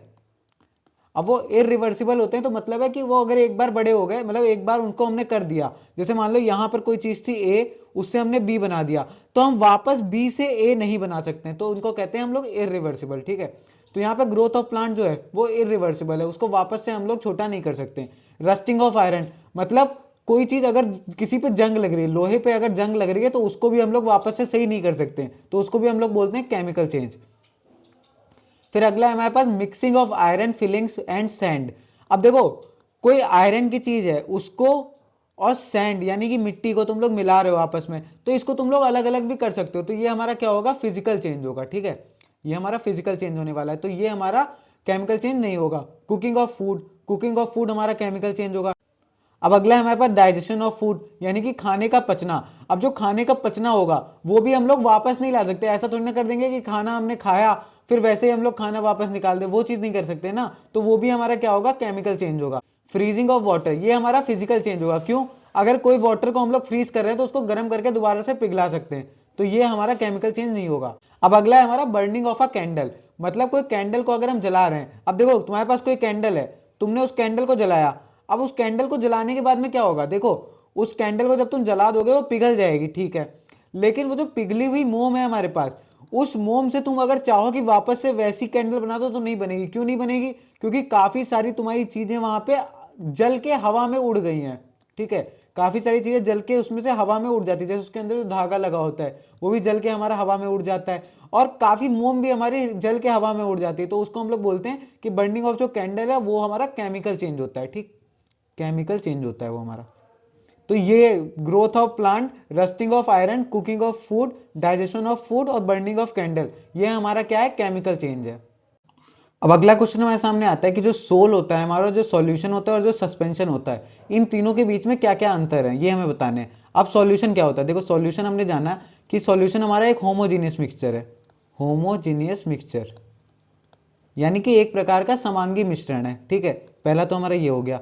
फिर क्या होता है? फिर जो इसके अंदर कण होते हैं, यानी कि जो पार्टिकल्स होते हैं वो बहुत छोटे छोटे होते हैं। कण छोटे छोटे होते हैं, छोटे छोटे होते हैं, उनको हम लोग अपनी नंगी आंखों से नहीं देख सकते। ठीक, फिर तीसरा क्या होता है? तीसरा हमारा होता है, इसको हम लोग फिल्टर के द्वारा, यानी कि फिल्टर वाली प्रोसेस, यानी कि छान के इसको हम लोग अलग अलग नहीं कर सकते। ऐसा नहीं कर सकते छान के हम लोग विलय और विलायक को अलग अलग कर दें, अलग नहीं कर सकते, नहीं कर सकते। और ये जो होता है ये हमारा स्टेबल भी बहुत होता है, स्टेबल होता है ये हमारा। ठीक है, स्टेबल भी बहुत होता है। फिर उसके बाद में क्या आएगा हमारा? इसके बाद में इसके एग्जाम्पल क्या क्या होंगे? इसके एग्जाम्पल होंगे जैसे देखो, पानी और पानी प्लस नमक का घोल, नमक का घोल। अब ये हो गया हमारा। हम लोग देख लेते हैं सस्पेंशन क्या होता है। सस्पेंशन, अब हमारे पास आता है सस्पेंशन। सस्पेंशन में क्या होता है? सस्पेंशन जो हमारा होता है ये हेट्रोजीनियस होता है, नेचर में हेट्रोजीनियस होता है, यानी कि ये विषमांगी मिश्रण होता है। ठीक है, फिर इसके बाद में इसके जो कण होते हैं वो बड़े होते हैं, कण बड़े होते हैं, वो हम लोग को नंगी आंखों से दिखाई दे जाते हैं, ऐसे हम लोग देख सकते हैं। सस्पेंशन का एग्जाम्पल क्या है? जैसे पानी के अंदर तुमने मिट्टी मिलाई, तो वो मिट्टी हम लोग को अलग से दिखाई देती है, नीचे जाके बैठ जाती है, वो हमको अलग से दिखाई देती है। तो इसके जो कण होते हैं वो बड़े होते हैं, वो हमको दिखाई देते हैं अलग से। फिर तीसरा क्या है? तीसरा, इसको हम लोग फिल्टर कर सकते हैं, यानी कि फिल्टर करके इसको हम लोग अलग अलग कर सकते हैं। यानी कि अगर इसको छानेंगे हम लोग तो मिट्टी को हम अलग निकाल सकते हैं और पानी को हम लोग अलग निकाल सकते हैं, ये दोनों चीजें अलग अलग कर सकते हैं हम लोग। फिर चौथा क्या है? चौथा हमारे पास होता है कि ये अनस्टेबल होता है, यानी कि ये स्थायी नहीं होता है। क्यों स्थायी नहीं होता है? क्योंकि सारा का सारा मिट्टी जाके नीचे बैठ जाती है, तो ये स्थायी नहीं होता है, अनस्टेबल होता है ये। पांचवा, इसका एक एग्जांपल ले लें, मिट्टी, मिट्टी प्लस पानी, मिट्टी प्लस पानी, ये इसका एक एग्जांपल हो जाएगा। ठीक है, फिर हमारे पास आता है क्या? सोल। अब सोल क्या है? सोल एक कोलाइडल सॉल्यूशन है, कोलोइडल सॉल्यूशन है। ठीक है, फिर इसको हम लोग क्या बोलेंगे? ये हमारा क्या है? हेट्रोजीनियस है, हेट्रोजीनियस है, हेट्रोजीनियस है। फिर तीसरा हमारे पास क्या आएगा? इसके जो कण होते हैं वो छोटे छोटे होते हैं, कण छोटे होते हैं, हमको ये भी नंगी आंखों से नहीं दिखाई देते हैं। ठीक, फिर उसके बाद में क्या आएगा? चौथा, ये स्टेबल होता है, ये स्थायी होते हैं, इसमें ऐसा नहीं होता कि कण नीचे जाके बैठ जाए। ठीक, फिर पांचवा, इसको हम लोग फिल्टर नहीं कर सकते, फिल्टर इसको भी नहीं कर सकते, फिल्टर नहीं कर सकते। फिर छठा क्या होगा? इसका एग्जाम्पल, इसका एग्जाम्पल जैसे पेंट, ये हमारा एग्जाम्पल है किसका? सोल का एग्जाम्पल है।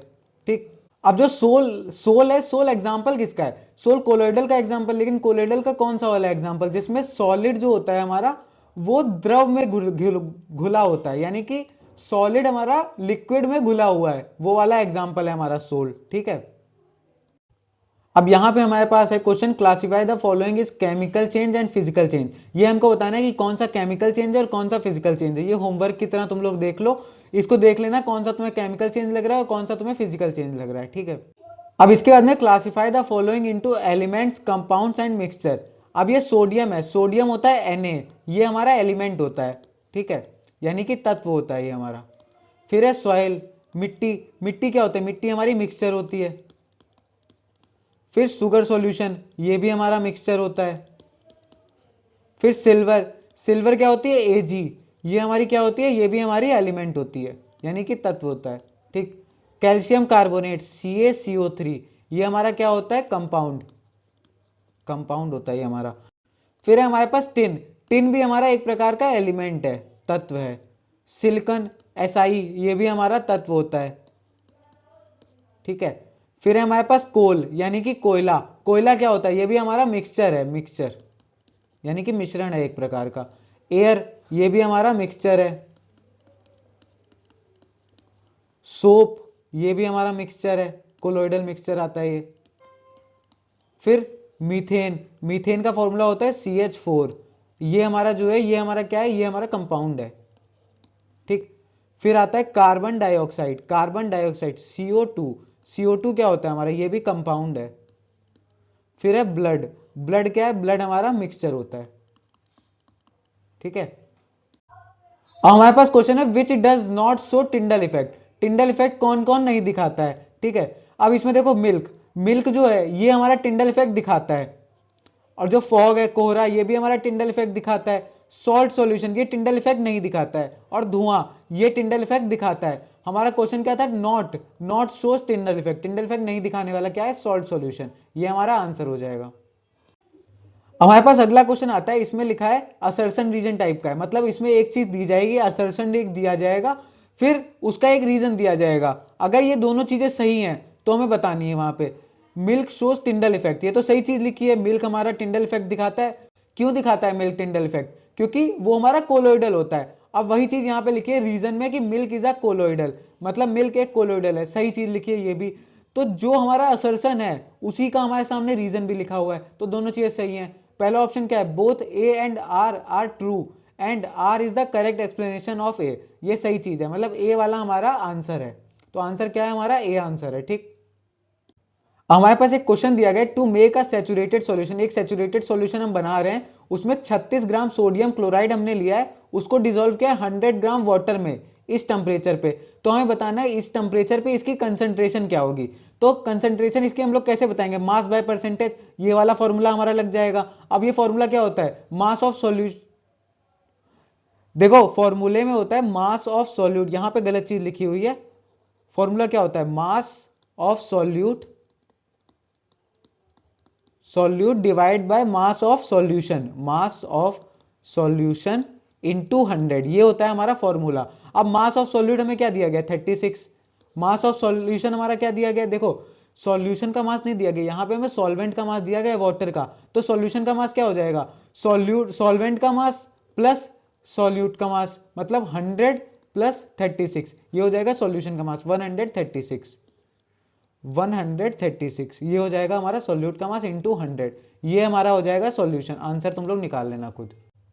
अब देखो ये भी बिल्कुल सेम क्वेश्चन आ गया कि 10 ग्राम हमारा सॉल्ट है, हमारा जो सॉल्यूट है यानी कि जो विलय है वो हमारा 10 ग्राम है, और उससे हम लोगों ने एक सॉल्यूशन बनाया है जिस सॉल्यूशन का मास कितना है, 100 ग्राम।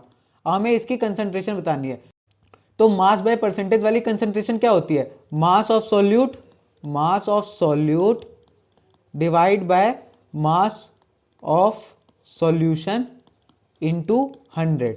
अब मास ऑफ सॉल्यूट हमारे पास क्या है, 10 ग्राम, तो 10 डिवाइड बाय 100 इंटू 100, तो 100 से 100 कट जाएगा और आंसर हमारा क्या आ जाएगा, 10%, ये हमारा आंसर है 10%, ठीक।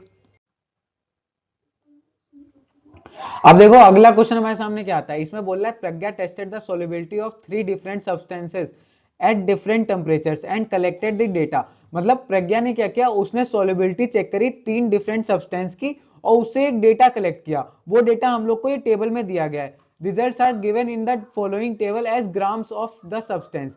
मतलब ये जो रिजल्ट दिए गए ये ग्राम में है, मतलब 21 ग्राम, 32 ग्राम, 62 ग्राम, इतने ग्राम हम लोग को डालना पड़ेगा किसमें, 100 ग्राम ऑफ वाटर में, ताकि हम लोग एक सैचुरेटेड सॉल्यूशन पा पाए।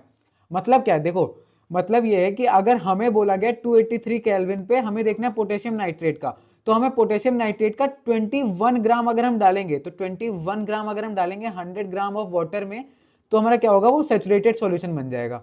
तो ये चीज वो बोल रही है कि उसने जो डेटा कलेक्ट किया उसमें उसने ये डेटा कलेक्ट करके बताया कि उसको उठा के, उतने ग्राम को हम लोग उठा के अगर 100 ग्राम ऑफ वाटर में डालेंगे तो वो हमारा सैचुरेटेड सॉल्यूशन बन जाएगा। अब इसका पहला पार्ट क्या बोल रहा है, what mass of potassium nitrate would be needed to produce a saturated solution of potassium nitrate in 50 gram of water at 313 kelvin. मतलब 313 केल्विन, 313 केल्विन पे पोटेशियम नाइट्रेट हमें कितना चाहिए होगा, 62 ग्राम चाहिए होगा। तो 62 ग्राम पोटेशियम नाइट्रेट को जब 100 ग्राम ऑफ वाटर में डालेंगे तो वो हमारा सैचुरेटेड सॉल्यूशन बन जाएगा, ठीक है।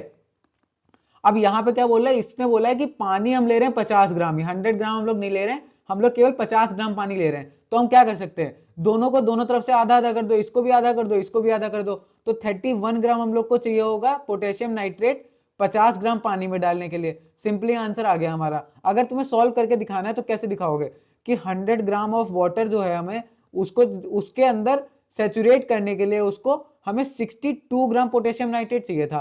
तो 1 ग्राम ऑफ वाटर को कितना चाहिए होगा 62/100 ग्राम। ठीक है, फिर 50 की दोनों साइड मल्टीप्लाई करो तो 50 ग्राम ऑफ वाटर को कितना चाहिए होगा 62/100 इंटू 50। तो 51 जा 50, 52 जा 100 और 62/2 कितना हो जाएगा 31 ग्राम। तो 31 ग्राम हमारा आंसर निकल के आ जाएगा। तो पहले वाले का आंसर क्या है 31 ग्राम। 31 ग्राम हमें पोटेशियम नाइट्रेट चाहिए ताकि हम 50 ग्राम ऑफ वाटर में उसे डालें और वो हमारा सैचुरेटेड सॉल्यूशन बन जाए। ठीक, फिर अगला क्या बोल रहा है हमारा, Pragya makes a saturated solution of potassium chloride in a water at 353 Kelvin and leaves the solution to cool at room temperature. What would she observe as the solution cools?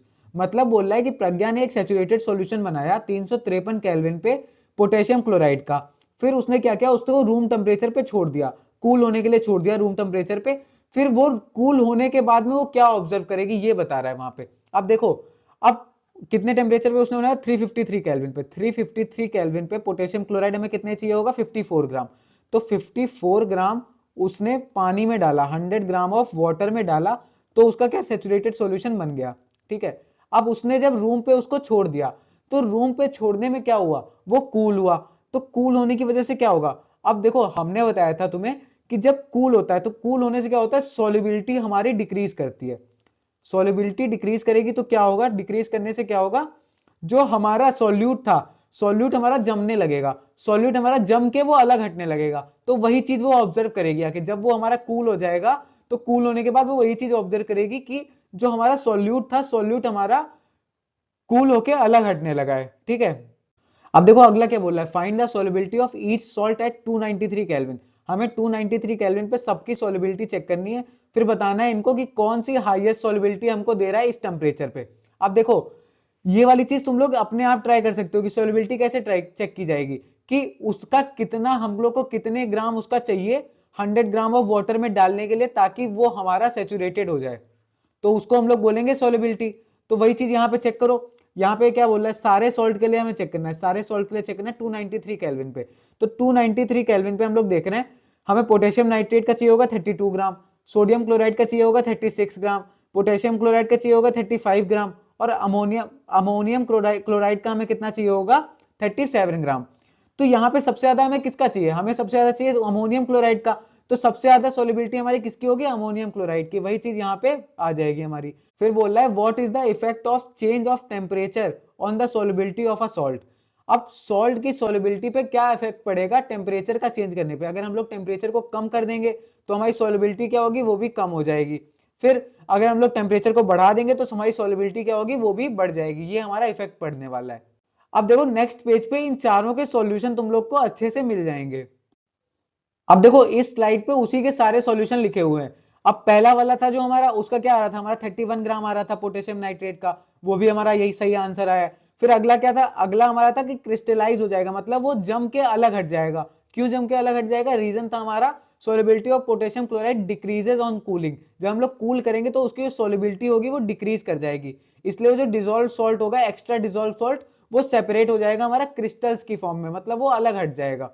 फिर अगला है सोलिबिलिटी एट 293 केल्विन। हमने तुम्हें क्या बताया था, solubility check करने के लिए तुम्हें क्या करना पड़ेगा, 293 केल्विन में तुम देखो 32 ग्राम, 36 ग्राम, 35 ग्राम, 37 ग्राम, ये सब हमें इतना इतना चाहिए। तो हाईएस्ट सोलिबिलिटी हमें किसकी पता चल रही है यहाँ पे, तो अब हाईएस्ट सॉल्युबिलिटी यहाँ पे किसकी निकल के आ रही है, देखो इसमें सॉल्यूशन में इन्होंने देखा नहीं है, अमोनियम क्लोराइड का इन्होंने नहीं नापा है। तो अमोनियम क्लोराइड का अगर ये नापेंगे तो रियल में अमोनियम क्लोराइड की सबसे ज्यादा सॉल्युबिलिटी आएगी, लेकिन इन्होंने 3 का ही देखा है, तो 3 के हिसाब से हमारा क्या किसकी निकल के आएगी, सोडियम क्लोराइड की। तो सोडियम क्लोराइड की 3 के हिसाब से हमारी सबसे ज्यादा सॉल्युबिलिटी होने वाली है। क्यों, क्योंकि इसका 36 ग्राम हमें नीड पड़ रहा है और इन दोनों का 32 ग्राम और इसका 35 ग्राम नीड पड़ रहा है, तो 36 ग्राम हमारा सबसे ज्यादा है, तो इसकी सॉल्युबिलिटी हमारी सबसे ज्यादा हो जाएगी सोडियम क्लोराइड की। फिर अगला हमारे पास डी वाला है, in general solubility of a solid salt increases with increase in temperature and decreases on cooling. तो ये चीज हमने तुम्हें बताई थी कि सॉल्युबिलिटी कब डिक्रीज करती है, जब उसका कूलिंग करते हैं हम लोग, जब उसका टेम्परेचर हम लोग कम करेंगे यानी कि कूलिंग करेंगे तो सॉल्युबिलिटी भी डिक्रीज करेगी, जब टेम्परेचर बढ़ाएंगे तो क्या होगा, सॉल्युबिलिटी भी हमारी बढ़ जाएगी। अब हमारे सामने आता है कि शुद्ध पदार्थ से आप क्या समझते हैं। हमें ये बताना है शुद्ध पदार्थ से आप क्या समझते हैं, ठीक है। अब ये वाली चीज हमने तुम लोग को पढ़ाई है, वही सेम चीज यहाँ पर भी लिखी हुई है। तुम लोग एक बार पढ़ लेना, तुम लोग को पूरा अच्छे से समझ में आ जाएगा, ठीक। अब हम अपने लेक्चर को यहीं पर एंड करते हैं। हमने सारी चीजें अच्छे से कवर कर ली हैं। अगर आप लोग को लगता है कि कोई चीज नहीं समझ में आई है तो हमने टाइम स्टैम्प लगा रखे हैं, और बैकवर्ड जाके आप लोग वो वाली चीज दोबारा देख लीजिएगा। आप लोग को वो चीज समझ में आ जाने वाली है। अब देखो, कुछ चीजें आती है सेपरेशन मेथड्स, कुछ आते हैं जिनको हम लोग बोलते हैं पृथक्करण विधियां। वो चीजें काफी सारे लोगों के सिलेबस से हट चुकी हैं, तो वो वाली चीज हमने कवर नहीं कराई है लेक्चर के अंदर। लेकिन हाँ, वो चीज हमने नोट्स में दे रखी है। अगर आप लोग को लगता है कि आपके सिलेबस में वो वाली चीज है तो आप लोग एक बार नोट्स देखिएगा, और उन चीजों को आप लोग एक बार नोट्स से पढ़ लेंगे तो भी आप लोग को वो सारी चीजें समझ में आ जाने वाली है। बहुत ही ज्यादा इजी वे में वो सारी चीजें लिखी हुई हैं। एक बार जाके पढ़ लीजिएगा, आप लोग को वो चीज समझ में आ जाएगी। अब thank you for watching this video, मिलते हैं नेक्स्ट क्लास में।